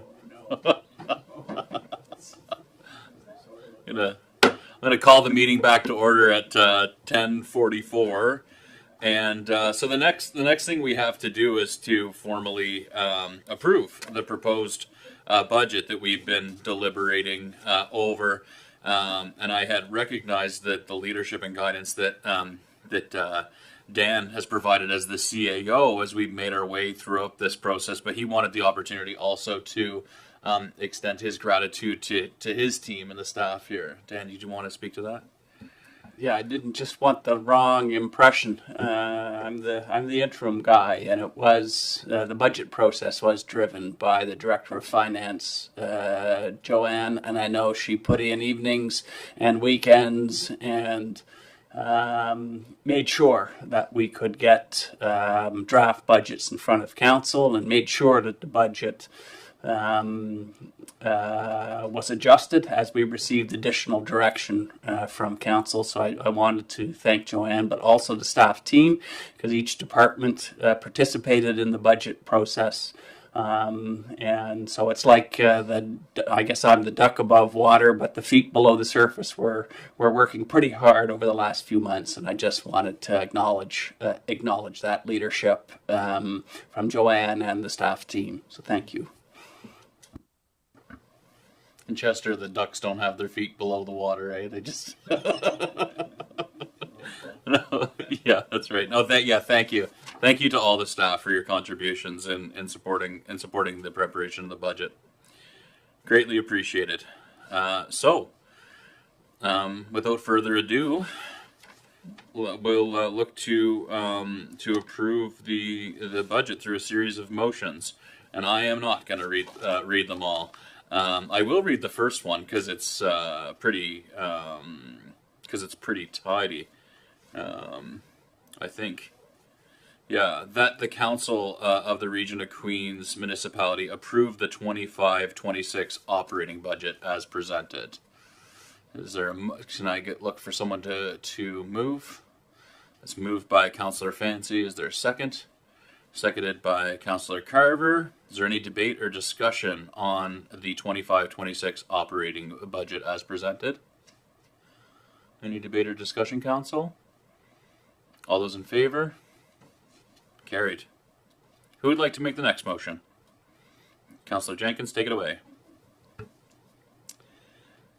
That the Council of the Region of Queens Municipality approve the 2025 to 2030 5-year capital investment plan as presented. Is there a second to the motion? Seconded by Councillor Romero. Debate, discussion on the 5-year capital investment plan for 2025 to 2030 as presented. Any debate or discussion? Questions? Go ahead, Questions. Go ahead, Councillor Wenzel. It's same as the one before, I guess the motion before. When we're approving this, it is as a package. We're all done with the line by line. That's right. Okay, that is the question. And I would say that I'm not speaking against this latest motion by Councillor Jenkins. I'd just like to reiterate my concerns for the 5-year plan, that if we do not fix the main water line from the town lake to the bottom of Union Street, then I believe we're spinning our wheels. So, like I say, I'm not approving. I'm just adding a comment that I believe the water line from Town Lake to the bottom of Union Street needs to be a priority. Thank you, Councillor Wenzel. Any further discussion, comments, debate on the motion that is about the 5-year capital investment plan as presented? Okay, all those in favor? Motion carried. Who'd like to make the next motion? I'd encourage you to get in on the shorter ones. Would anybody like to read the next motion? Councillor Barrow? I move the Council of Region of Queens Municipality approve the proposed 2025-2026 water utility operating budget reflecting a deficit of $813,098, and that the proposed three-year water utility operating budget for the years 2025-2026, 2026-2027, and 2027-2028 be adopted and submitted to the Nova Scotia Utility and Review Board. Debate, discussion, or pardon me, is there a second to the motion? Seconded by Councillor Fancy. Any debate or discussion? So I have a question, Dan. So I know that we're expecting a report to come from the consultants with respect to the water utility review and review to the water utility rates. Is this motion basically, though, it carries forward with status quo until we get that the water rate study before the council? That's correct. Yeah. Okay. Any further debate or discussion on the matter? Yeah, I have a question for Dan too. Does passing this motion doesn't hinder us from doing something with the low income rebates on water? No, the low income exemption program would be a council initiative funded from the operating budget and not from the water utility budget, so it would not hinder that initiative. Yeah, so just for clarity on that, we explored with the utility review board if it was permitted or permissible for us to build in a rebate or to reduce the water rate for low-income households as water utility customers. They do not allow for that. That's not permitted by provincially. It's not permitted, and so I know that we had flagged that with the cost of living increases and affordability challenges that our residents are experiencing, that we would be interested because we do know and are expecting a considerable increase to the water rate, and to protect against the way that we protect against a burden of taxation on the low-income households through our low-income tax exemption program, that it was the will of council to explore how we could protect against the costs associated with increased water rates for those folks who are on the water utility and are considered to be low-income households, and so that it has to occur outside of the water utility, outside of the water rate. It has to be a council-led initiative that we look at creative opportunities to offset the costs that are assumed by those water rate users. Yeah, and then we will, just with respect to the north of $800,000 deficit on the utility that needs to be paid back to the general operating, that has been paid by the general ratepayer. That's envisioned as part of the calculations that are being used to generate the new water rate, so that we can, that's part of the conversation when the consultants bring that forward, that we need to pay down that deficit and then accumulate a bit of a reserve, so that when maintenance and repairs need to be performed to the water utility, that there is a reserve to pull from, and that we don't have to take money from general revenue that's provided by all of taxpayers across the municipality. It's supposed to be the water rate users who pay for the water utility. Any further questions, Councillor Merrill? So regarding the low income for water rate users, will that come back to council before it's gone to the UARB or after? That won't go to the UARB. It's not eligible to go to the UARB. That will be separate and apart from the actual water, the water rate study or the water utility approach. It's going to be, we've allocated monies in this budget so that we can, after we figure out the instrument and the actual shape of that program, we don't know exactly how to deploy that program, what's the appropriate way of deploying the program, but we have allocated funds to use to offset those costs to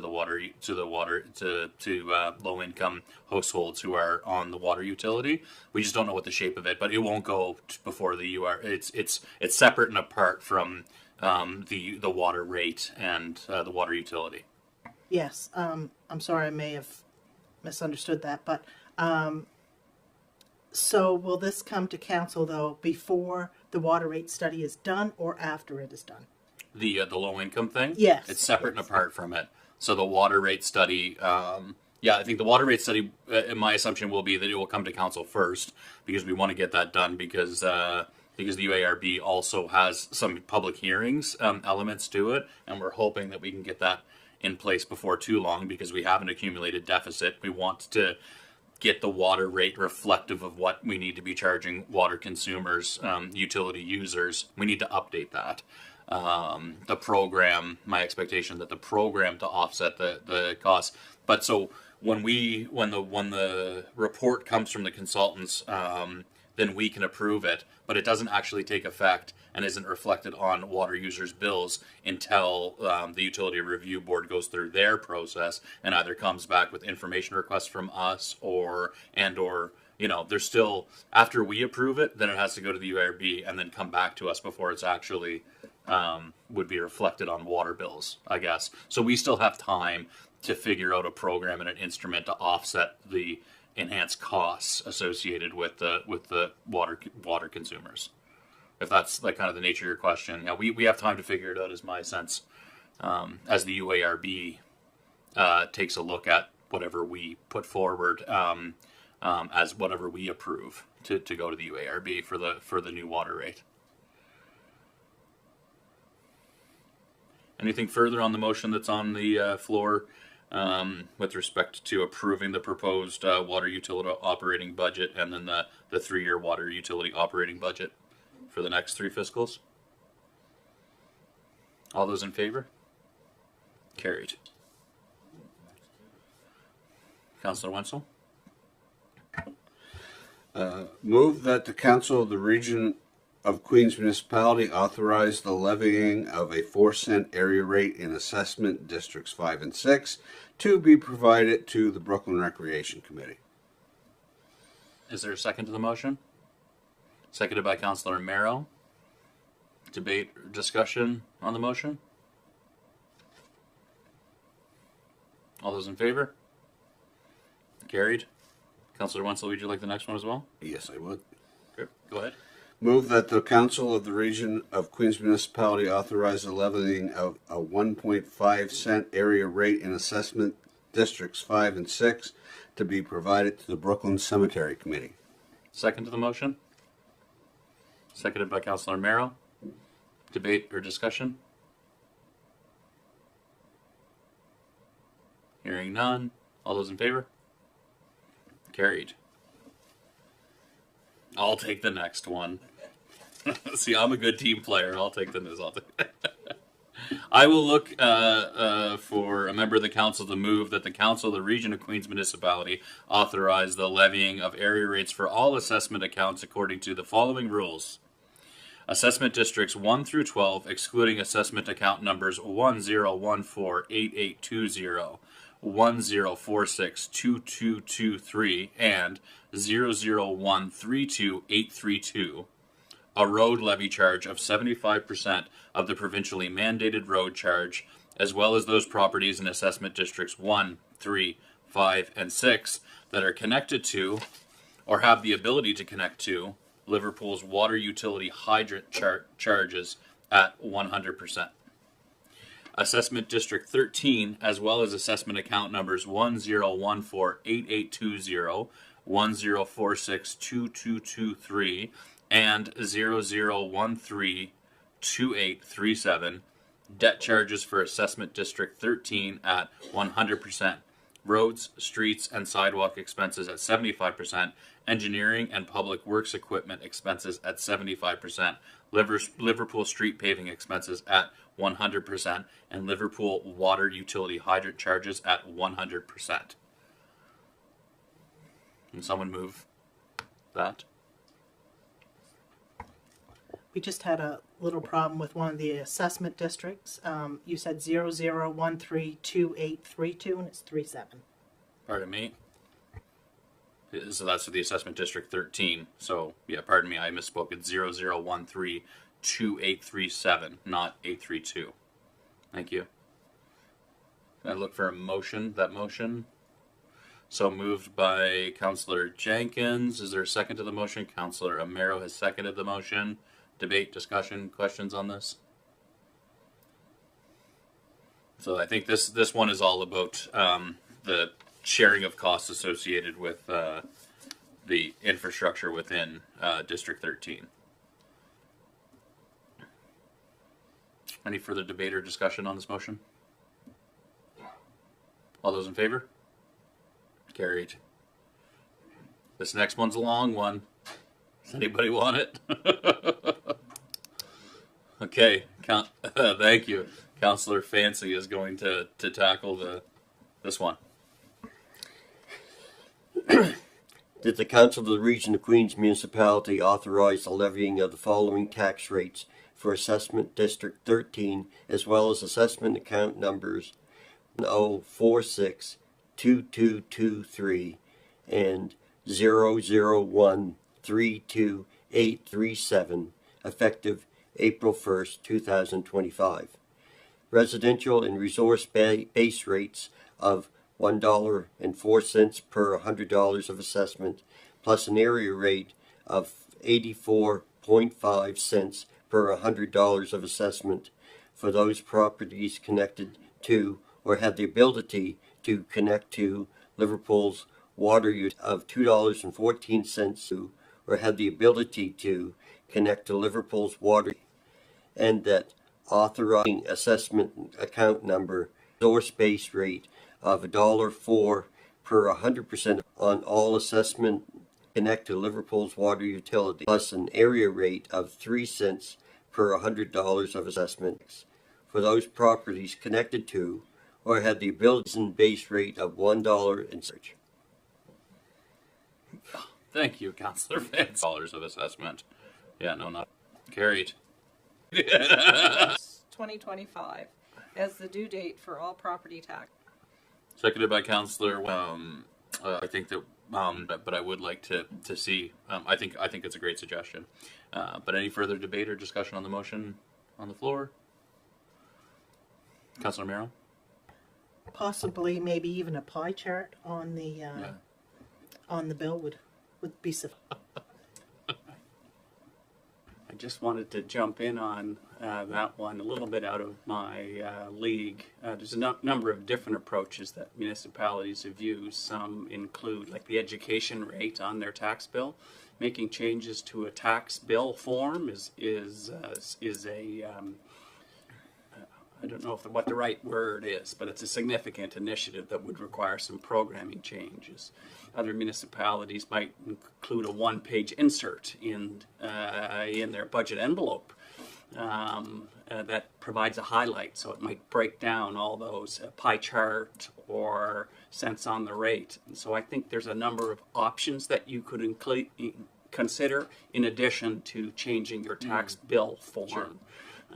So I know staff will be able to come forward with pros and cons of those, but I just wanted to flag that there are different techniques to achieve the objective that Mr. DeVoe put forward. Yeah.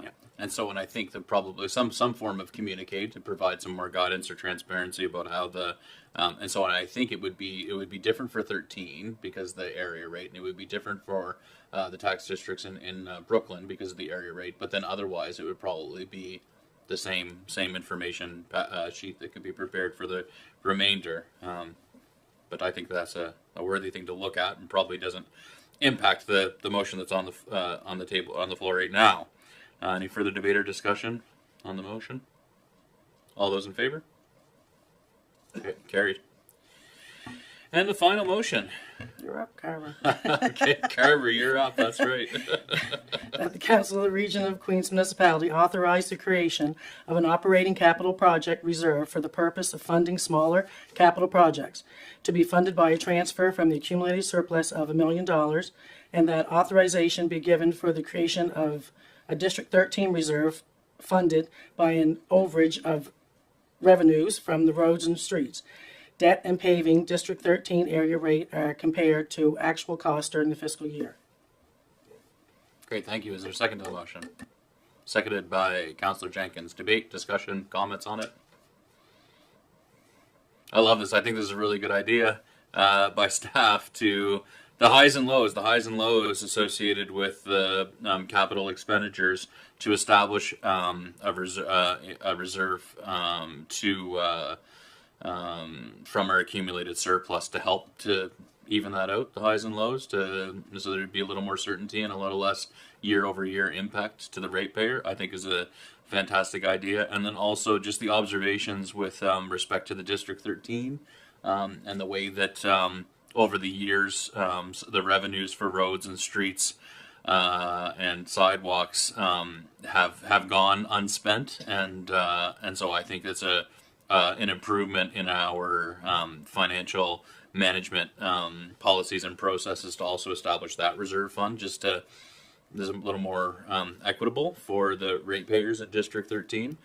And so I applaud both of the elements that are contained within this this motion. Any further debate or discussion on it? All those in favor? Carried. Okay, we did it. Budget done. Thanks, folks.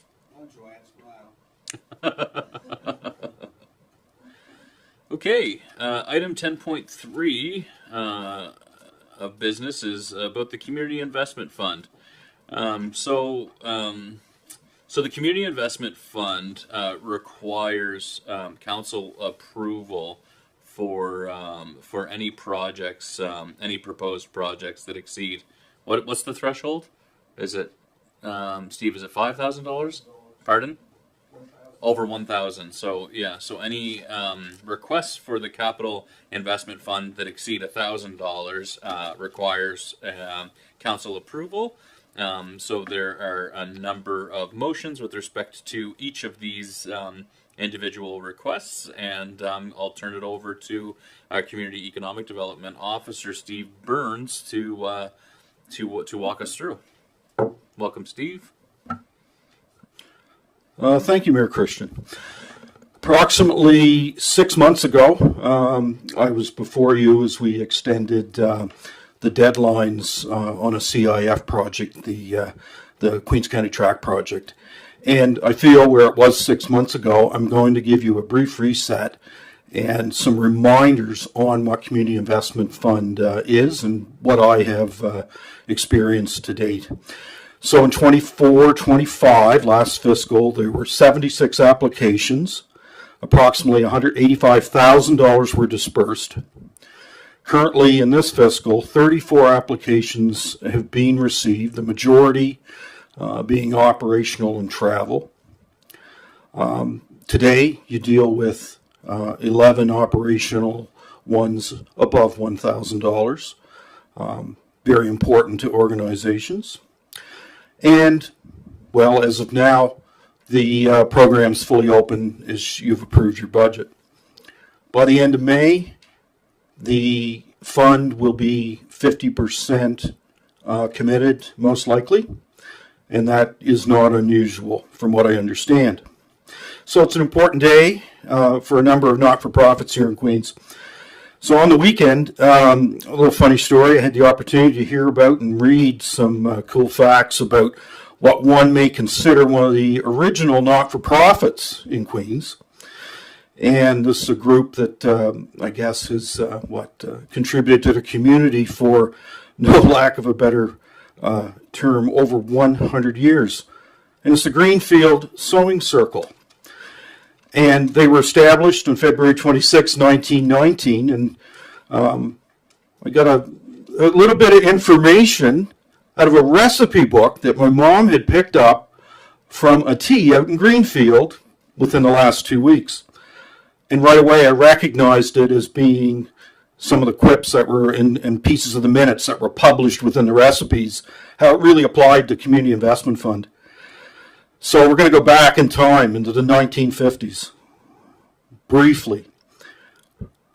Membership totaled 28 for the quilters. In January 1958, they note, as we received our financial situation, much concern was felt that we are now $1.75 in debt. We are not downhearted, however.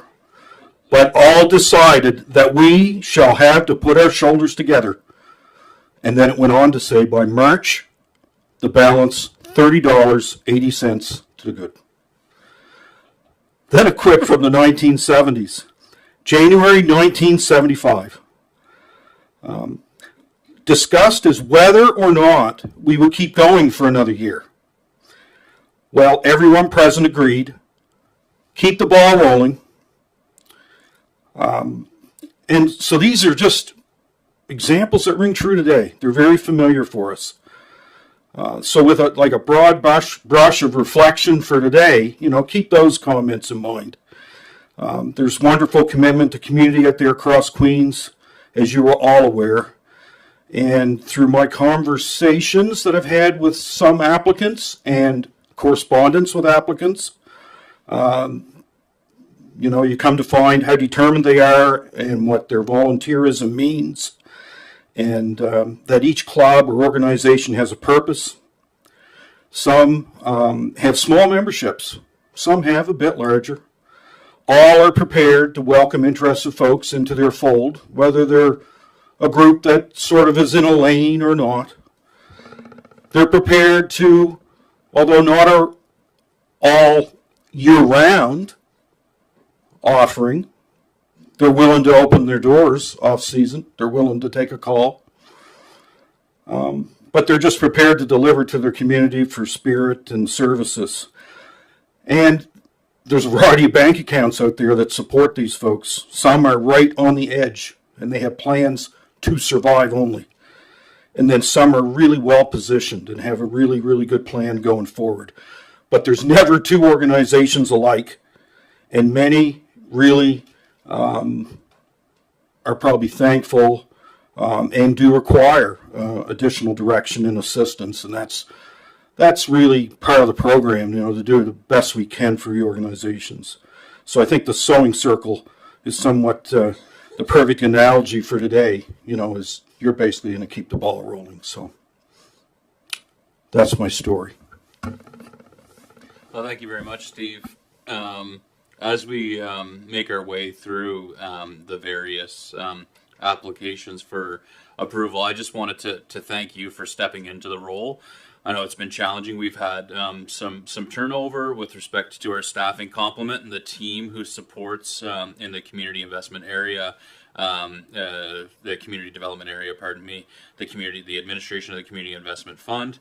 And so thank you for your efforts. I also want to recognize that a number of elements and eligibility criteria and the way that the grant program is currently structured, it has been highlighted by this council and by members of by residents and members of the community, members of organization, as some pain points, and there are, I think, we've identified ways, improvements in terms of efficiencies to make the life of community economic development officers more easy, where there's fewer judgment calls, and quicker and easier processes for community organizations who are doing the great work that they're doing, for us to allocate the funds with the spirit of how the community investment fund was structured. And so just all that to say is that we know that there's some enhancements to this program that are required. It is a great program, and it is something that I've received a lot of gratitude from members of the community who are engaged in these operations and these community-based organizations. So I just wanted to frame this discussion too. If there are elements of the Community Investment Fund, or if you see items here that you're not sure about the eligibility, or you're not sure about the decision point and the judgment that was used in allocating these funds, I think it's important that we, as an organization, use that as opportunities to define and identify elements of the program that require enhancement or improvements. So I just encourage folks to keep that in mind as we go through in looking at each one of these. And again, just thanks to Steve for your efforts in I know I worked in grant administration areas in the provincial government in Alberta for years, and I know that they can be quite complex and arduous to administer. And so thanks for stepping in and figuring it out and rolling up your sleeves and corresponding with these groups in a way that we can have lots of meaningful investments to consider today. So thank you. And so procedurally, perhaps we tackle each of the recommended investments individually. I'll open it up for questions from the council to be directed to Steve or to staff for any clarity before calling for a substantive motion. Councillor Fancy? Yes, before we start, so the ones that's brought forward, like they would had more applicants than this. This is what you're bringing forward as your recommendations from your staff, and so that's not all of them. This is the recommendations being brought forward. Oh, that's correct, Councillor Fancy. These 11 are specifically operational, $1,000 and above, and over the past month, the $1,000 and under grants that were awarded did come to council via email. And yes, and those will be made public. Thanks for clarifying that. Yeah, go ahead, I have a Councillor question. Wetzel. Yeah. Procedurally, are we tackling these motion by motion We are. on each, or are we bundling them? No, we're going to tackle each as a separate motion. Okay, so I'm going to have to declare a conflict of interest when we talk about the radio station. Okay.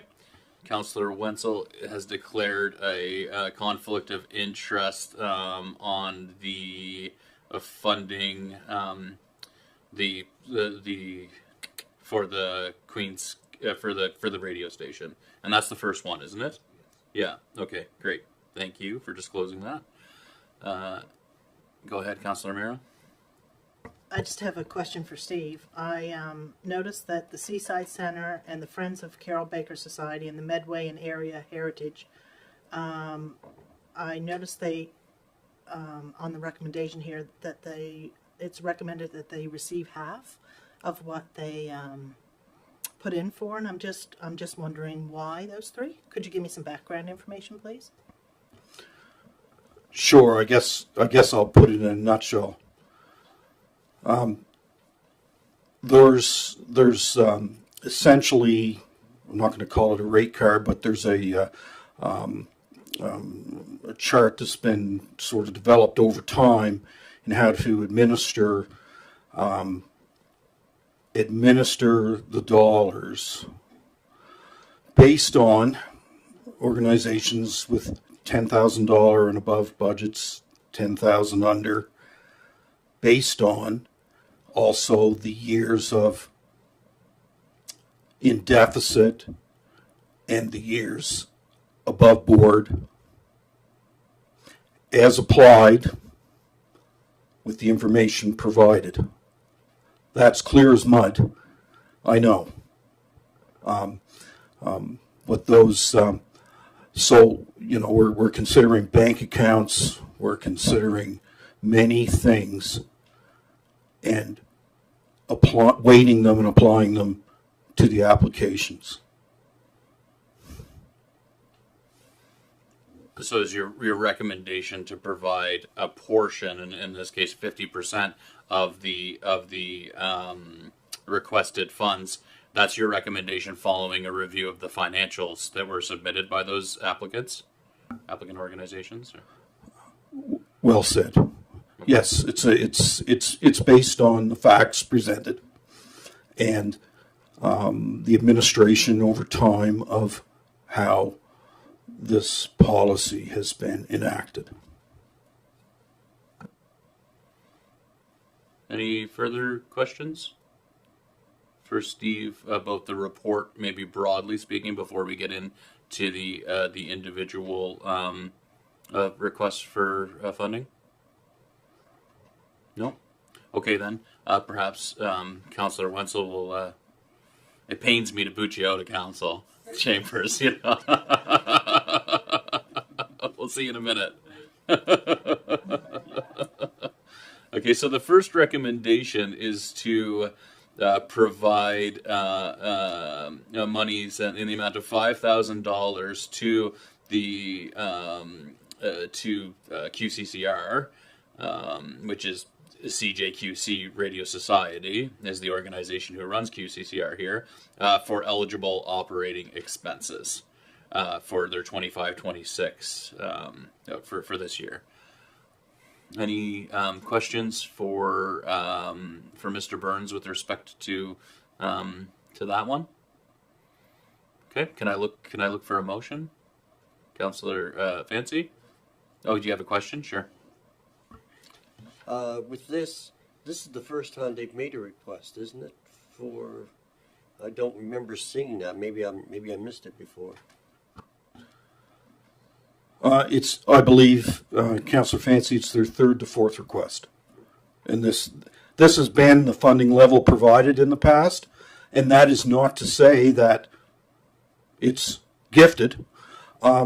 It's proven back again in bank balances, cash on hand, and eligible expense criterias. Is there a member of council who will move the motion as presented? Councillor Jenkins, do you want to read it out? That the council of the region of Queens Municipality provide grant funding to CJQC Radio Society for eligible operating expenses in the amount of up to $5,000 from the 2025-2026 Community Investment Fund. Is there a second to the motion? He didn't have his button pushed. Okay. Sorry. Yeah, can you reread it? That the council of the region of Queens Municipality provide grant funding to CJQC Radio Society for eligible operating expenses in the amount up to $5,000 from the 2025-2026 Community Investment Fund. There's an echo in the chamber. Can I get a second? Is it seconded by Councillor Carver? Any debate or discussion on the motion? I think it's great. I think QCCR do awesome programming here. I'm blown away actually by the quality of programming of QCCR as a independent and community operated radio broadcaster. So I think it's money well spent personally. Anything further? I'll ask the question then. All those in favor? Motion carried. I'll go get Wenzel.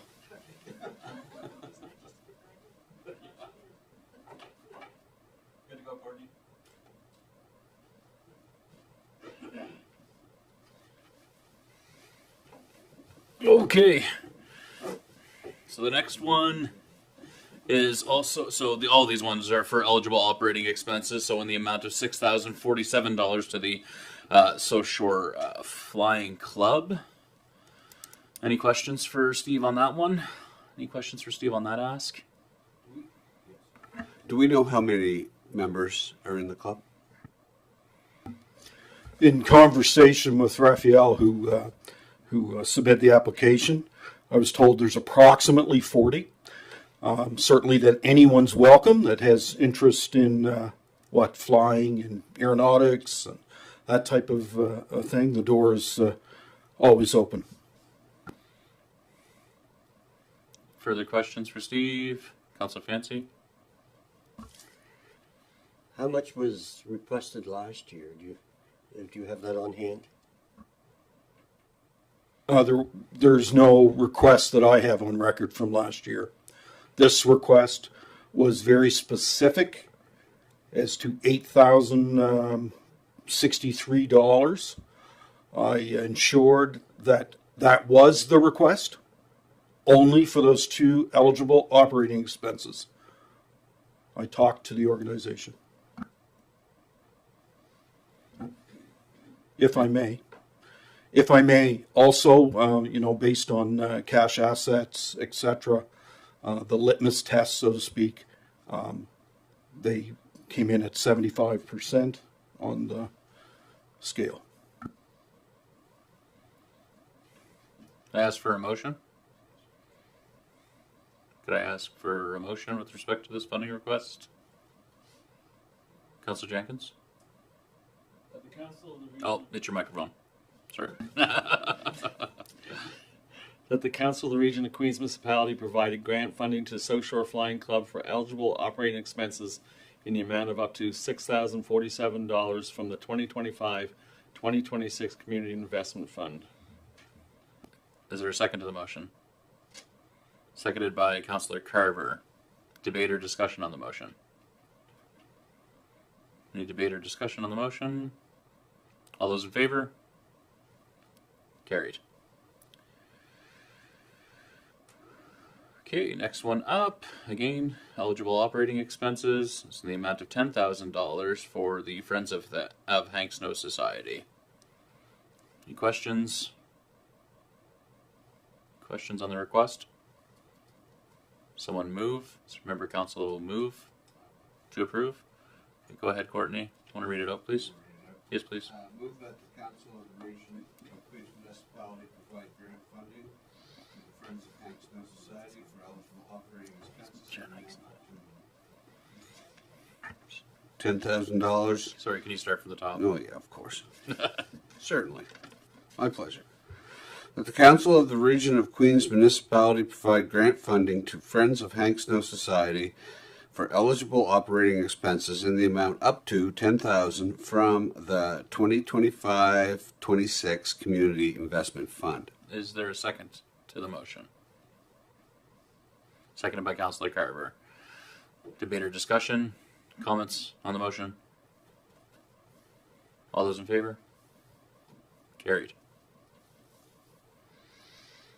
The next one is for the Medway and Area Heritage Society in the amount of $2,267.50.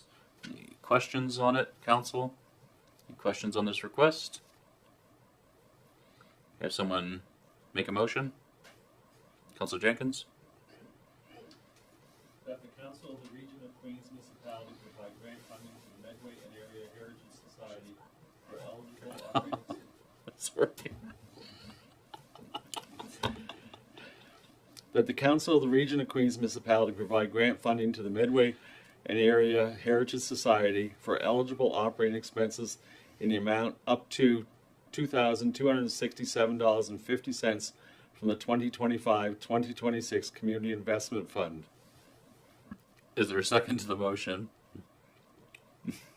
Seconded by Councillor Mero. Any debate or discussion on the motion? All those in favor? Carried.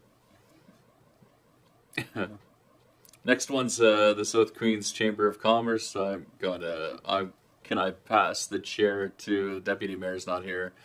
I'm a member and my wife is the president of this organization, so I'm going to step out for this one.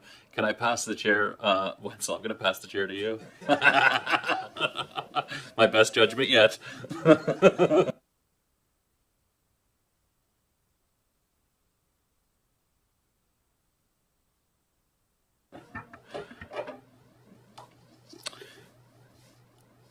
Why don't I just read the motion, and I'll look for a seconder.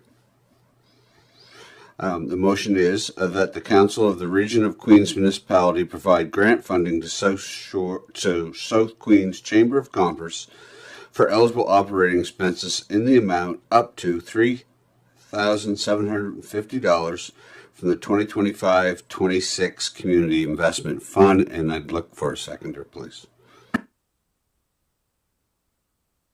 Councillor Carver, is there any debate or discussion on this motion? Hearing none, I'll call for a vote. All in favor? None opposed.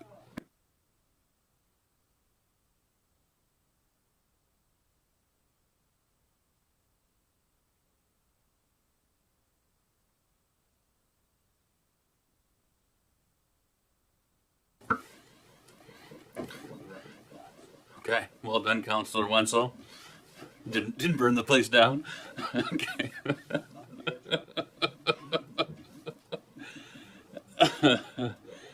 Okay. The next one is for the Mersey Band Society.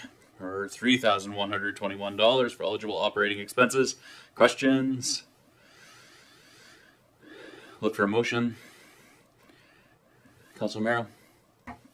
I move the Council of the Region of Queens Municipality provide grant funding to the Mersey Band Society for eligible operating expenses in the amount of up to $3,121 from the 2025-2026 Community Investment Fund. Yep, okay. Thank you very much. A second to the motion? Seconded by Councilor Jenkins. Debate, discussion, comments? Go ahead, Steve. Just like to comment on this particular one. One may note that the percentage based on the request maybe is about 60%. And the calculation there works around this. The application may sometimes come in and be positioned such that the request is actually larger than the eligible expenses. So there was a weight against the actual eligible expenses in this instance. So just for forward consideration, that happens from time to time. Thank you, Steve. Any debate, discussion? So that's why, Stephen, that it says up to a certain amount. Is that why your motions are framed that way? Up to? I suspect so. Over time, they all have been framed up to. Okay, Councillor Wenzel, the additional up to portion of that is that 80% of the approval is dispensed immediately, and then there's, I guess, called conditions applied, and then there's final reporting as we head into January, probably.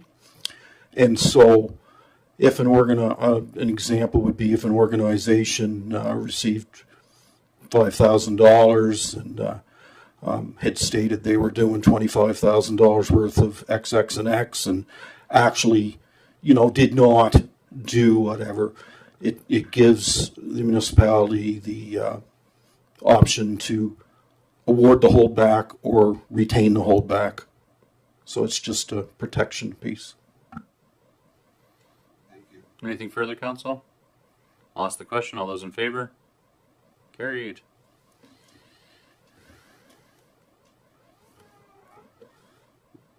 That was the Canoe and Camera Club, right? Okay. The next one is the Canoe and Camera Club on the amount of $2,030.50. Any questions? Go ahead, Councilor Fancy. I so move that the Council of the Region of Queens Municipality provide grant funding to Milton Canoe and Camera Club in the amount of $2,030.50 from the 2023-2024 Community Investment Fund. So is that an error? Is that meant to be 25-26 rather than 23-24 in that motion? I'm assuming. You are correct. Okay. So, do you want to just reread it with the correct years? Sure. Why not? Yeah.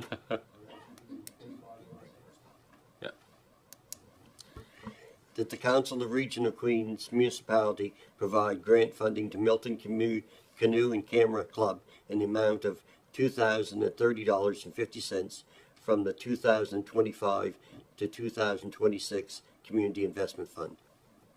Is there a second to the motion? Seconded by Councilor Carver. Debate, discussion? All those in favor? Carried.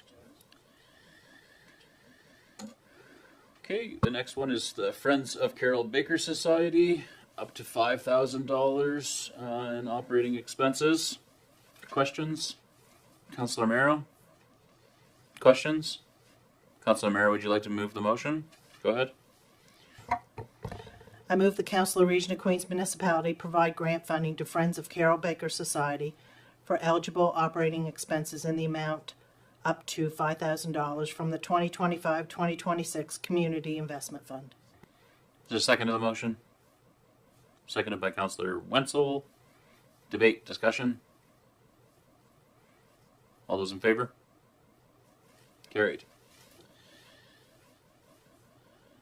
Okay, the next one is for the Queens County Fair Association for up to $10,000. They're to offset their operating expenses. Go ahead. I think I have to, I'm Okay. on the entertainment committee, so Okay. I think I have to leave. All right. Councillor Carver has declared a conflict of interest and is leaving the chambers. Just wanna hold up that building.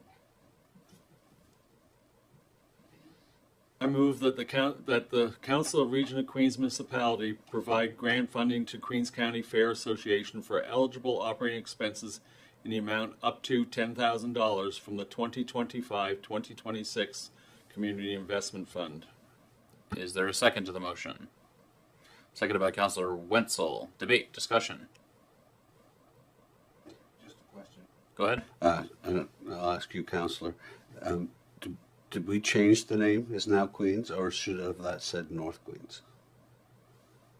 Has the Fair Association changed? It's always North Queens Fair. I think it's actually called the Queens County Fair. Perfect. Is actually the legal name of it. Yeah. Yeah. Okay. Any further debate or discussion? All those in favor? Motion carried. Do you want to grab her, Jenkins? Thank you.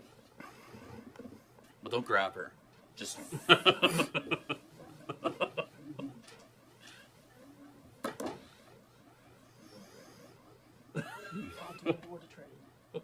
Okay. The next motion for funding, the request for funding is from the Seaside Recreation and Community Center in the amount of $5,000 for their eligible operating expenses. Questions on that one? No. Can I look for a motion? Councillor Merrill? I move that the Region of Queens Municipality provide grant funding to the Seaside Recreation and Community Center for eligible operating expenses in the amount up to $5,000 from the 2025-2026 Community Investment Fund. Is there a second to the motion? Seconded by Councillor Jenkins. Debate, discussion, comments? I want to commend the work that this group has done. I know that it was a few years ago that there were challenges from a governance perspective. They were contemplating an area rate. The energy and involvement and commitment of those community members and volunteering their time to advance that community center. They've done great things with the facility, made big time improvements to the actual to the building itself, and I think it's really great the type of programming that they do out of there, including provision of free meals at Thanksgiving and at Christmas. So I applaud their work, and it's a good turkey dinner. It's a good turkey dinner. Yeah. Any further? Did we get a second? Is there's a motion? Okay. Go ahead, Councillor Fancy. I just wanted to say too, just kind of echo what you're saying, that there's a lot of community groups around that are not funded. I know it was talked about earlier about that sometimes that Brooklyn was looked at as being inferior, and that they weren't being funded to different things. But Milton's never been funded. Well, I mean, they were funded years ago with an area rate, but they pay they operate off of what they can do.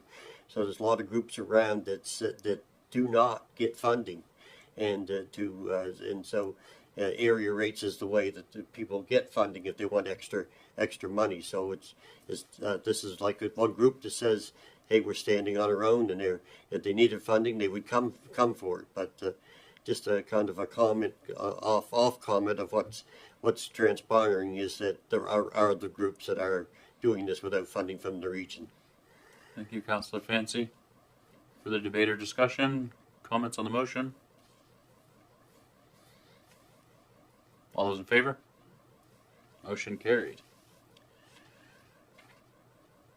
Okay. Any questions about the North Queens Board of Trade application for $10,000 to offset operating expenses? Any questions about the Board of Trade request? Okay. I know, Councillor Carver, would you like to read the motion? that the Council of the Region of Queens Municipality provide grant funding to North Queens Board of Trade for eligible operating expenses in the amount up to $10,000 from the 25-26 Community Investment Fund. Is there a second to the motion? Seconded by Councillor Fancy. Debate, discussion, comments? All those in favor? Carried. Okay. Thank you. Yeah, go ahead, Steve. Just one final comment, I guess. Again, you know, the Capitol's full blown open now. The event portion's full blown open.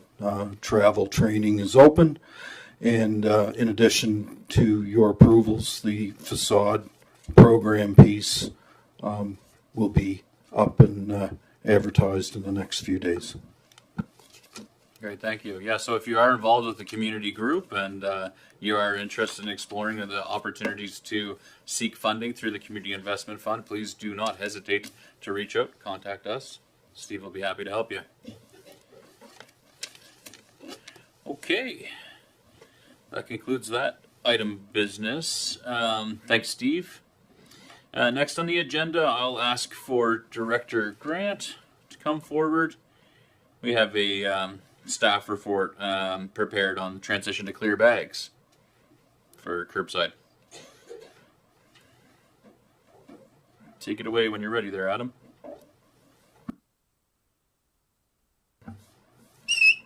Even better. Yeah, a little rusty.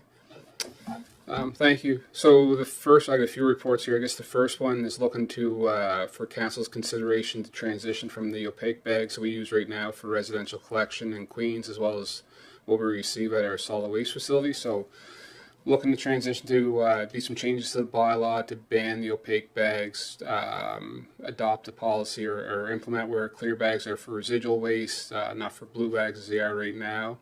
Just some background looking around the province. We're one of 3 municipal units that's still using the opaque bags for general residential waste, so we're pretty rare on that side. Transitioning to the clear ones will allow for more readily access to the contents for inspection, protection of the guys that are handling them, that kind of stuff, so we could prevent from illegal disposal, all that stuff. So it's a little bit more on the environmental stewardship side. So I guess we presented council with 2 options. Option 1 would be status quo, obviously, so we'll stick where we're at. The second one would be a transition. So looking at deploying around January 1st, 2026, giving ourselves the next couple of months to go through the bylaw, make some changes, present to council over the fall with what those changes look like, and then allowing a 6-month transition for residents of the county to get up to par with the new requirements. So by July 1st, 2026, we would start enforcing this transition. Questions? Any questions, Council? Councillor Wenzel? Just, so the blue bag, what you're asking or what you're suggesting, the blue bags are still used for recyclable, however, garbage, household garbage is what we'd like to see in clear bags. Is that correct? Yeah, that's correct. So right now under the bylaw, the blue bag materials can go into a blue bag or a clear bag. So we have to make that one change, as well as the condition that we could allow for a privacy bag if we choose to, which is what most municipalities offer, which is a small bag. It's only a couple liter size just for general bathroom or more kind of the privacy waste that you might want to get rid of to be built into that bylaw. Councillor Miro? So I have a few questions. The first one is how many clear waste bags can be put out, or can only one be put out with a privacy bag? So right now there's no limit on the quantity of bags. It's a volume limit, and I think the aggregate limit is 2 cubic meters, which measures to be, I think, the hopper size on a general collection truck. Under the proposal, there'd be 1 privacy bag allowed per residence every 2 weeks. That's our proposal. If council would like to see something different, we can certainly build that into the new bylaw. So a privacy bag would be an opaque bag. Sorry. That's correct. Okay, but small and smaller in size. That's correct. Yeah. Okay. So is that 1 privacy bag per bag, or 1 privacy bag per collection? Per collection. per collection per household. Okay, just have another question. Will we be switching to any 3-system recycling bins throughout town, or will still be the garbage bins as usual? We did allow in this budget year to upgrade a lot of our receptacles. Right now, most of them are just those single stream blue bags. So with EPR coming on, which we'll talk about later on, we are going to upgrade all of them. The ones that are municipal, the ones that are that we offer to the ICI side, so the small convenience stores or the schools, so that they can get the multi-stream blue bags incorporated in. So I think that's a yes. Sure, go ahead, Councillor Merrill. Just curious how this will be dealt with, in apartment complexes and places like LaBelle that has the gray box. It certainly won't make those challenges go away. Education on it is going to be a big part of it, so getting the message out as soon as possible to the residences, to the property owners, advising them of the change that's coming, and then provide education, promotion, and the enforcement on the back end of it to get people on board and compliant. So most municipalities don't, they start with kind of the wholesaler, so your home hardware perhaps won't sell black bags because there's nowhere to dispose of them that in other counties. So if you can't buy them, you kind of don't have any choice but to use a clear bag in that county. So that's one step to just kind of initiate it. Any other questions, Council? And so I see, so the budget impacts is provided for within the budget that we had just passed to implement the transition to the clear bag system as recommended within the staff report. Looks good to me. I'm glad to see that there's a public education and promotion component of it, as well as an enforcement component envisioned as part of it.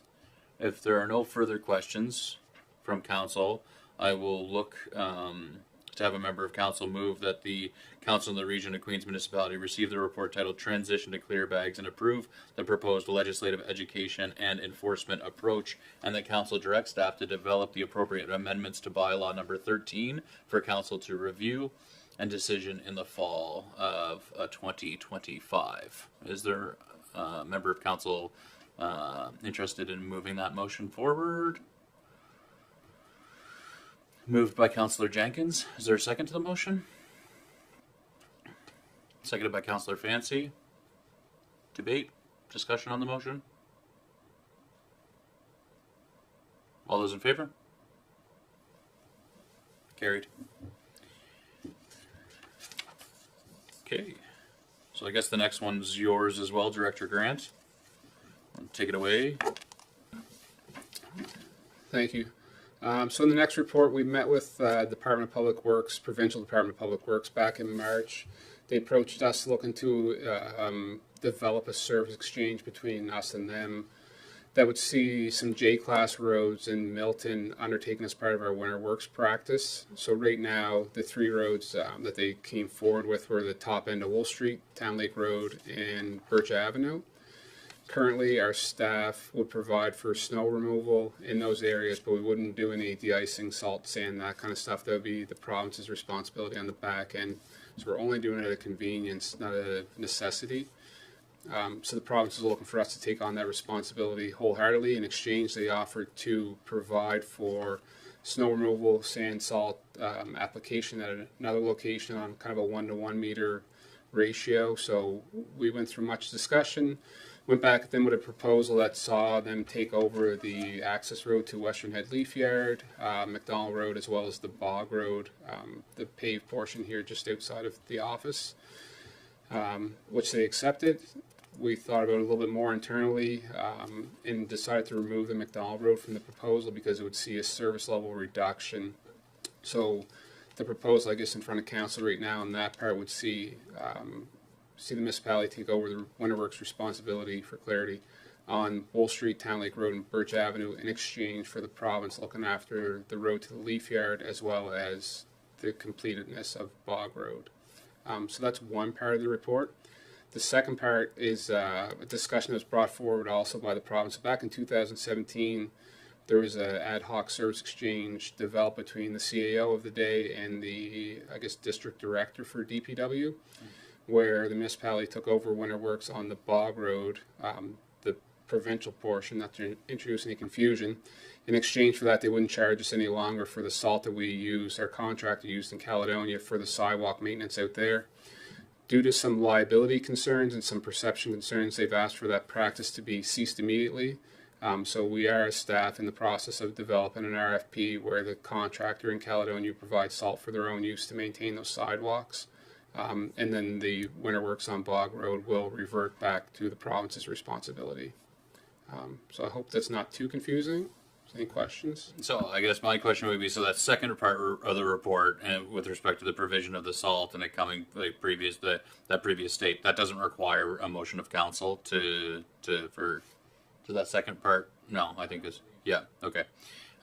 So the item that does require a motion of council is to reimagine the service exchange, or to either adopt the service exchange that is proposed by our public works staff and was negotiated with the Nova Scotia Public Works staff, or alternatively to direct staff to go back and find an alternative exchange. Okay. Any questions to Director Grant before we consider the motion? Councillor Merrill? It only makes sense on Wolf, Town Lake, and Birch. I lived at the end of Birch, and it's only the ends of these streets. So it doesn't make sense for the province to go out and just do the end part of the streets, and the municipality to do the main part. So it makes a lot of sense. Just aligning priorities here. Right. And I think it was really stark because previously, like oftentimes our trucks will have to go right to the end of those to turn around, but it was with the salting, and particularly when we got that heavy, that we got a lot of that freezing rain, and the entire county, the entire province turned into a skating rink. And I think it became really obvious where we stopped salting the roads, and where the province is meant to pick it up. They don't salt the provincial portions of those roads with at the same service level that we in the municipality do. So it was really stark where the cutoff was, and I think that the response or the initiation of that discussion between our public works staff and the Nova Scotia, the province's public works staff, followed that and recognized the challenge that was creating for residents who live in the upper portions of those streets. So it seems like a good compromise, and I appreciate too, because in reflection of the fact that the provincial public works don't resource snow removal and salting the same way that we do in town, and so identifying a road like the Leaf and Yard Waste seems like a really good idea, because of course we don't have a lot of traffic coming and going on the Leaf and Yard Waste road during the winter months when snow removal and salting is of concern. So I think that's a tidy piece of work, really. Is there a member of council who's willing to move the motion that Council of the Region of Queens authorize municipal staff to provide winter works maintenance, snow and ice control for the provincially owned sections of Wolf Street, Town Lake Road, and Birch Avenue in Milton, in exchange for the provincial public works department providing winter works maintenance, snow and ice control, for the municipal access road to the Leaf and Yard Waste site, Western Head, and the municipal portions of Bog Road. Moved by Councillor Amaro. Is there a second to the motion? Seconded by Councillor Jenkins. Debate, discussion on the motion? All those in favor? Carried.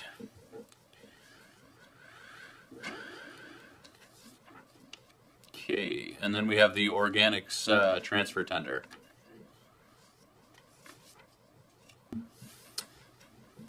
So switching gears to another, I guess, a contract with our solid waste facility. So as you're aware, we receive our own organics at our site, as well as organics from 6 other municipalities on the South Shore.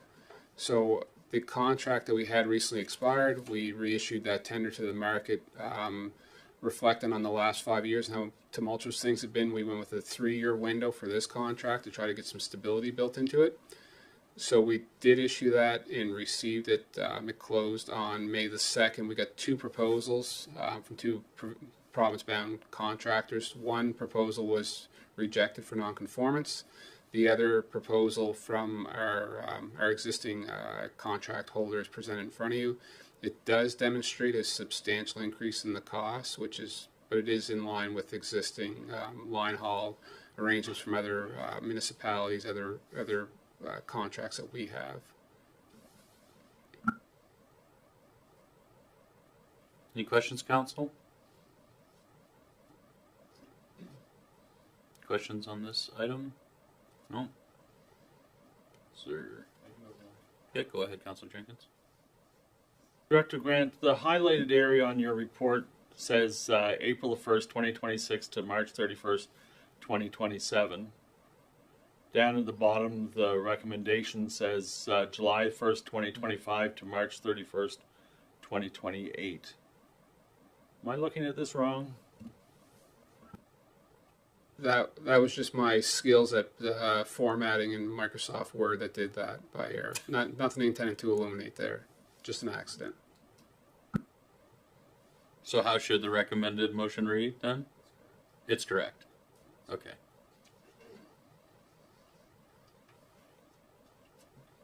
Any further questions on the staff report for Director Grant? Someone willing to make a motion? Go ahead, Councilor Jenkins. Move that the Council of the Region of Queens Municipality receive the report organics transfer At least you're consistent.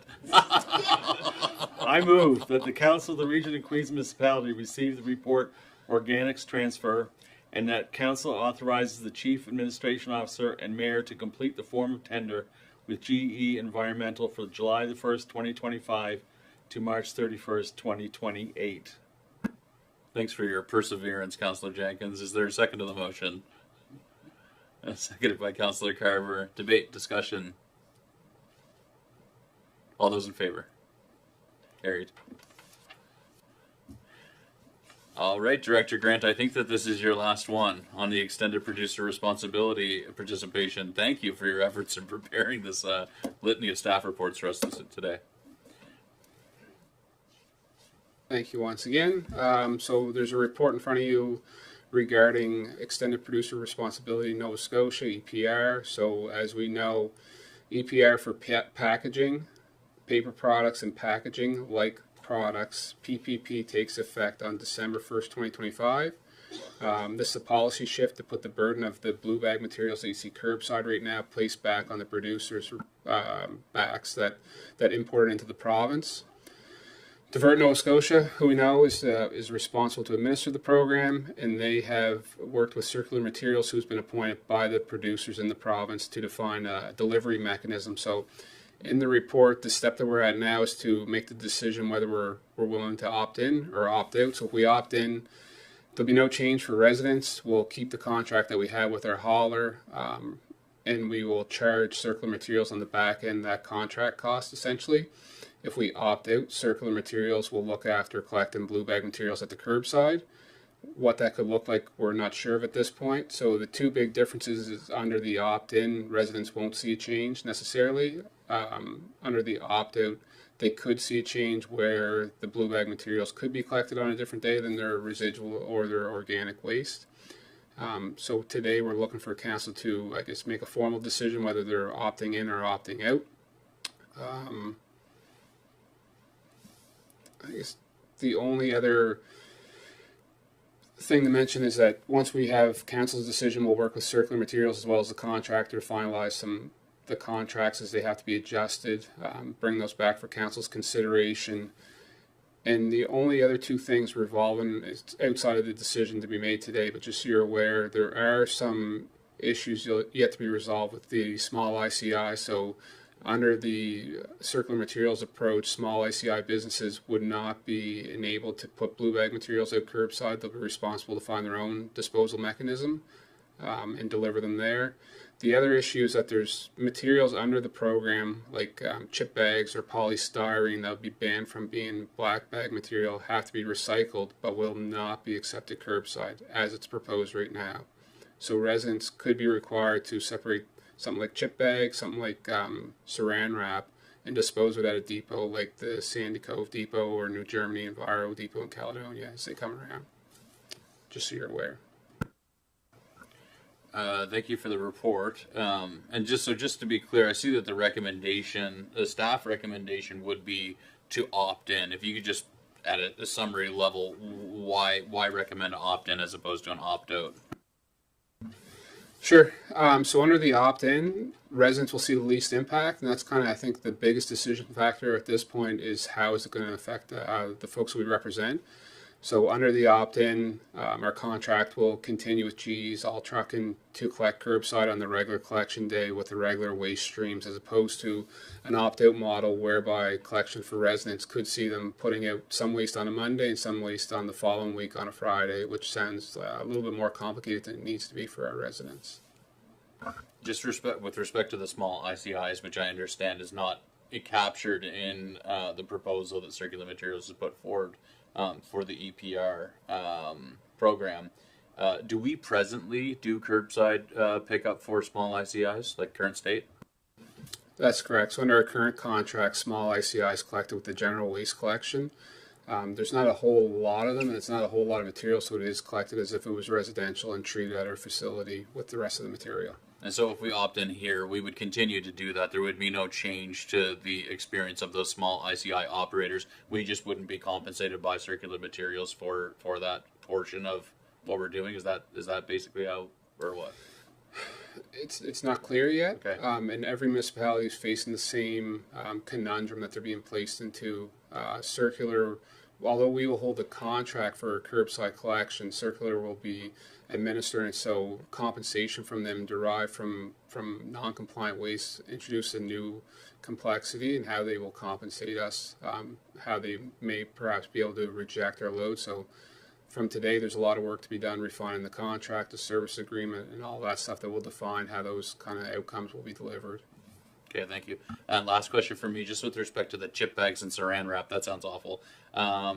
But this opt-in or opt-out decision has nothing to do with that. It's that it will be status quo for the time being until we receive further information as part of this EPR implementation of this EPR program in terms of those materials that don't seem to fit in any stream, and then how we're going to handle them moving forward. That's not really impacted by this opt-in or opt-out decision. That's correct. So none of that is impacted by the opt-in or opt-out decision. Just an opportunity to bring it up for your awareness, as it came to light probably about 6 weeks ago, and we're still working through. So there's a working group of us as solid waste managers working with Divert and Circular to try to remedy all this stuff. And there's some challenges on Circular's end and how they're going to treat those wastes, how they can be separated at the other end, which is why they're proposing a depot type collection for them. At the same time, it's going to be very challenging to get folks to be compliant to recycle those materials responsibly when they're so minor, I guess, in volume, perhaps, to go the extra effort to make sure that they get the proper end life disposal. Mm-hmm. Yeah. Okay. Great. Thank you for the thorough staff report. Any questions for Director Grant? Is there a member of council who would like to bring forward a motion? Any motion on the item? It's my sense that we should move to adopt the staff recommendation on this. Can somebody read the motion? Yeah, sure. That the Council of Queens Municipality provides opt-in notice to the Circular Materials. Is there a second to the motion? Councillor Jenkins has seconded the motion. Is there any further debate, discussion, comments on it? Seeing none, I'll ask the question. All those in favor? Motion carried. Thank you, Director Grant.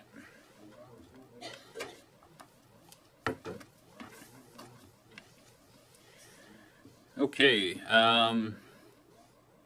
so I'm just going to provide a mayor's report. I didn't provide a mayor's report at our last meeting of council, so I have a few weeks to catch up on. But I think it's important to keep council and staff and members of the public apprised of what I've been up to.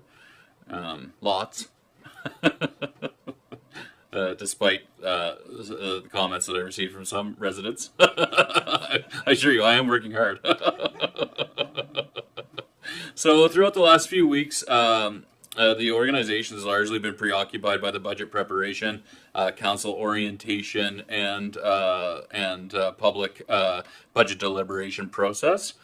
I also had several meaningful conversations with a variety of community groups from around Queens County who have identified challenges and opportunities that we ought to work together on to better our communities. And we'll learn more about those as they take shape. Specifically on April 25th, I met with Mayor McLean Weil of MODL. We had lunch and advanced some meaningful collaborative conversations, regional collaboration. Also met with Honorable Kim Maslin, our local MLA and Minister of Emergency Management in Nova Scotia Guard. I value the working relationship that she and I have, just in discussing the priorities of our shared residents. On April 30th to May 2nd, myself and Deputy Mayor Charlton attended the conference, the spring conference of the Nova Scotia Federation of Municipalities in Truro. It was an excellent opportunity to meet municipal leaders from our neighboring municipalities and beyond. Advanced some of those discussions that I had with Mayor McLean Weil around regional collaboration alongside Councillor Mitchell from Bridgewater. Made some important contacts with a staff person in charge of the Equity, Diversity, Inclusion, and Accessibility program within the Municipality of Kings. Who is going to be an incredibly valuable asset as we work to advance that work. She's a rock star and is happy to contribute her ideas and to contribute to our work in advancing the equity, diversity, inclusion, and accessibility pieces of work within our organization. Nova Scotia Federation of Municipalities leadership provided some updates on their advocacy efforts with respect to the provincial government and some of the legislation that the provincial government moved forward in their last sitting of the House. There's going to be a more substantive update on the coastal protection, which is due to be provided in a mayor's ward and CAO call tomorrow afternoon. So hope to learn more about that, because that was a noticeable omission, that there wasn't a substantive update with respect to coastal protection at the NSFM conference. On May 7th, I was pleased to welcome the governor of the Kiwanis Eastern Canada and Caribbean District, who graced our local Kiwanis Club with her presence for the ceremonial unveiling of the new scoreboard at South Queens Middle School. So they had a lovely ceremony and luncheon. And then later that day, I participated in the McHappy Day at the Liverpool McDonald's. So proceeds of that event went to our local Special Olympics Organizing Committee, as well as the Ronald McDonald Host Charity. So in Lunenburg, Queens, $6,688 was raised. Combined, and then an additional $1,288 was raised for our local Special Olympics Organizing Committee from their bake sale and lottery tree ticket sales. And I had the unique pleasure of sitting beside Bruce Inglis for a couple hours selling baked goods and lottery tickets. So we had some fun with that. And I was supposed to be handing food through the drive-through window, but one of our Special Olympians had taken up post at the drive-through window and was not willing to abdicate the post. He said, "Get lost, bucko." So I did as I was told, and but it was great. We had an awesome time. Good times had by all there, and raising money for really worthy causes. May 8th, the Association of Municipal Administrators of Nova Scotia, AMANS, had their conference at White Point. I delivered some opening remarks and attended the morning sessions. It was a great opportunity to showcase our beautiful coastline to the executive leaders and local government from across the province, and I had our esteemed interim CAO as my wingman. And so we really pumped up the tires of how awesome Queens County is, and had a couple saucy remarks about the Nova Scotia, about the conference in Truro, but I won't elaborate on that. May 9th, I accompanied a film production crew who were scouting out locations to film a TV series here in Queens County. So there's a program called the Distance Location Bump. And what it does is if you get 150 kilometers outside of downtown Halifax, it provides a 10% a tax incentive on the production budget if you're at 150 kilometers. And so we're really well located in that we're about 158 kilometers. So we're just outside that threshold. In the shoulder seasons, we have a lot of vacancies for accommodations to house film crews. And so there's a lot of opportunity in that and a lot of excitement around that. They were very interested and pleased to see some of the various kind of assets that we would have for that. So I think with that concludes my mayor's report. Any questions, comments, concerns? You think I should be using my time differently? Okay, so that's my mayor's report. I do have one item from members of council, the member of council being me, just on Canada Day fireworks. So I've received some feedback from a handful of residents with concerns about the use of fireworks in our Canada Day celebrations, and the nature of their reservations or advocacy against the use of fireworks is related to impact that it has on wildlife, impact that it has on pets, and impact that it has for members of our community who have post-traumatic stress from certain events, and the impact that loud fireworks have with respect to that, as well as folks who are neurodivergent or can become overstimulated because of environmental stuff. So, and then with in the calls for our consideration of moving away on use of fireworks, and other municipalities have moved away from use of fireworks for the aforementioned concerns. There was some recommendation of exploring the use of a drone show, a drone and laser light show in the sky, which I guess has similar kind of experience as a fireworks show has, in that you have bright lights illuminating the sky. And we staff did explore that a little bit, just initial exploratory stuff. And what we found is really not cost effective, unfortunately, to have a drone and laser show. I think if you look on YouTube, you can find examples of really cool drone and laser shows, but they tend to be conducted by like Singapore or by like Disney, with massive, like hundreds of thousands of dollars of budgets, and they have 400 or 500 drones in the air at any one time, and they can create really cool visuals in the sky.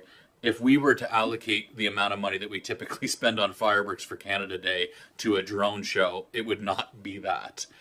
It would be, and from what I did a little bit of reading on it, unsatisfactory, really, in terms of what could be provided for the same amount of money.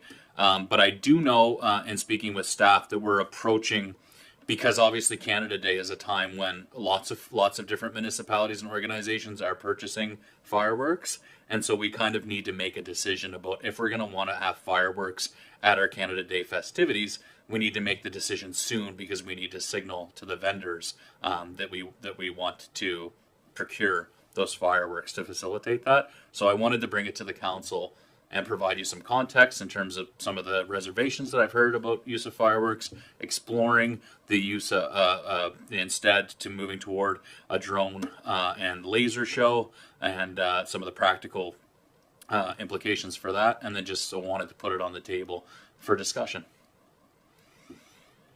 Thank you, Mayor Scott. It's been a concern, I guess, for a lot of people, the fireworks, and I would say, just for the record, there are people in my end of town that have fireworks because it's a Tuesday. It's no, I'm serious. It's just like once the fireworks season starts and they can buy them, you never know when they're going to be cracking off, and it does drive the dogs absolutely crazy. So that's just a side note. I mean, I think what we need to look at far as Canada Day celebration, and that's our country celebration. Before we do that, we're going to have our county celebration with Privateer Days. Is Privateer Days going to be having fireworks? Are we doubling up? We're going to have fireworks one weekend and then fireworks the next weekend. So that's something you should look at. I think the community maybe makes the decision, not this council, but I am totally against fireworks. I don't know. Steve's not here. I don't believe so. I think that there wouldn't be redundant shows. It's been that I think that like in the past couple of years, there's either been a fireworks show at for Privateer Days or with Canada Day, and that there wouldn't. That's my understanding, is that there wouldn't be fireworks at Privateer Days. The one fireworks show, if there is one, would be at for the Canada Day celebration. But I don't quote me 100% on that. Is there such thing as soundless fireworks? No, are there? There are soundless fireworks. Okay. Okay. Right.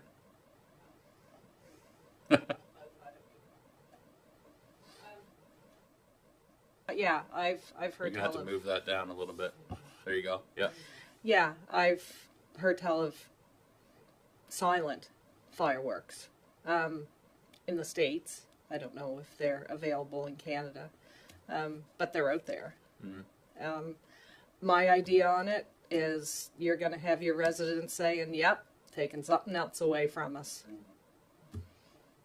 And, I mean, that's my opinion. I mean, that park is full. You have fireworks, you have a full park.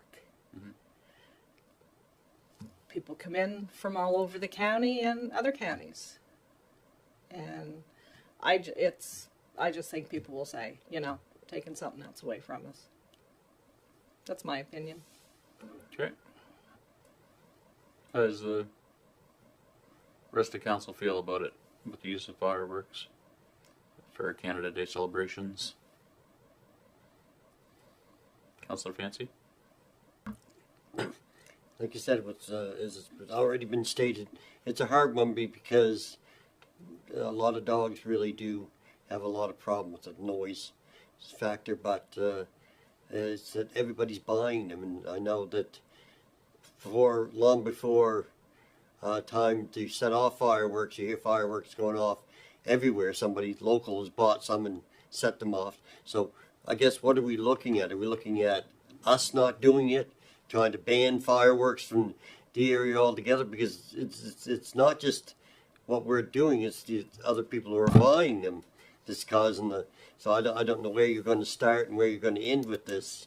If you start trying to go down that road to do fireworks, I mean, and it's already as Councillor Roy said, people just love it. They come here for it.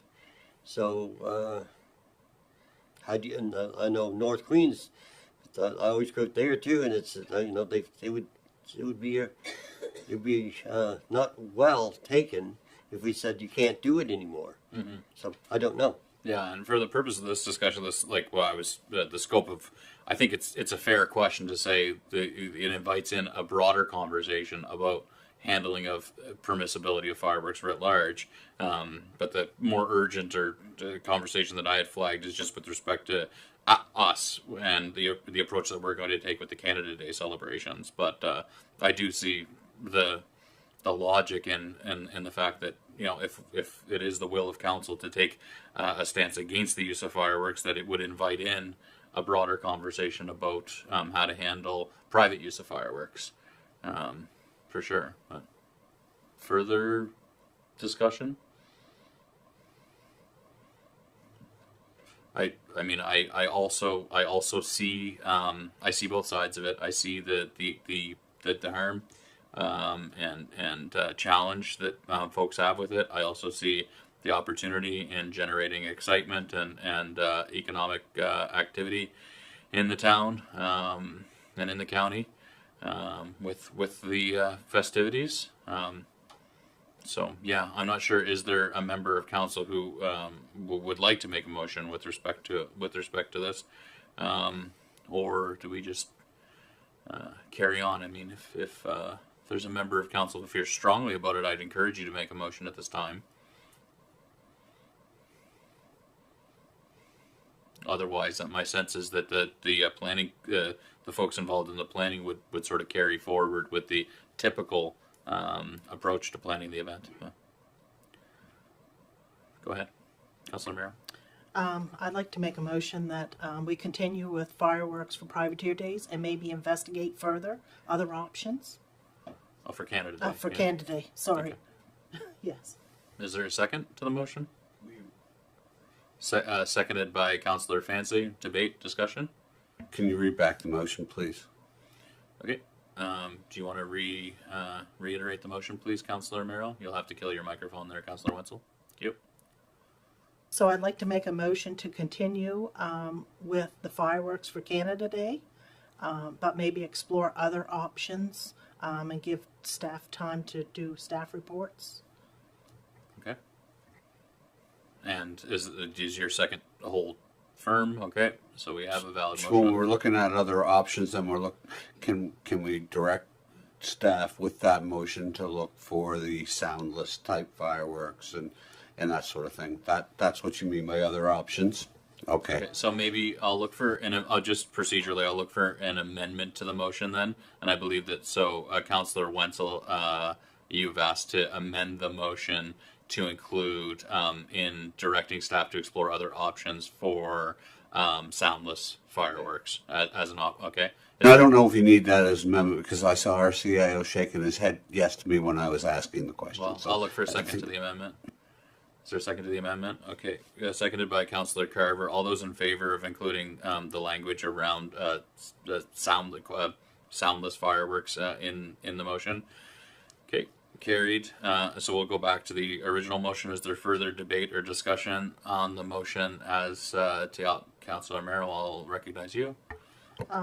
Also, Mayor, I'm not sure how our bylaw reads around fireworks, but maybe we could get some clarity on that as well.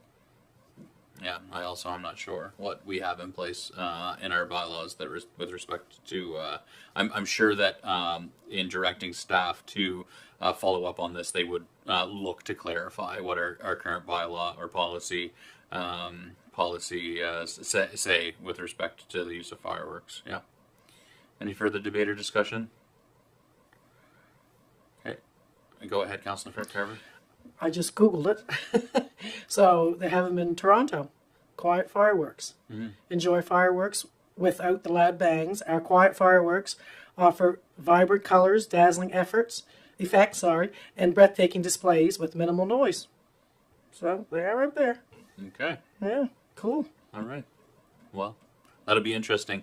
And if it's viable, I think that the spirit of the conversation has been captured by staff today. So certainly, if it's viable, it would be good to explore what budgetary implications there would be in getting the quiet fireworks. I don't know how you blow stuff up quietly, but it's interesting. It's beyond my realm of expertise, that's for sure.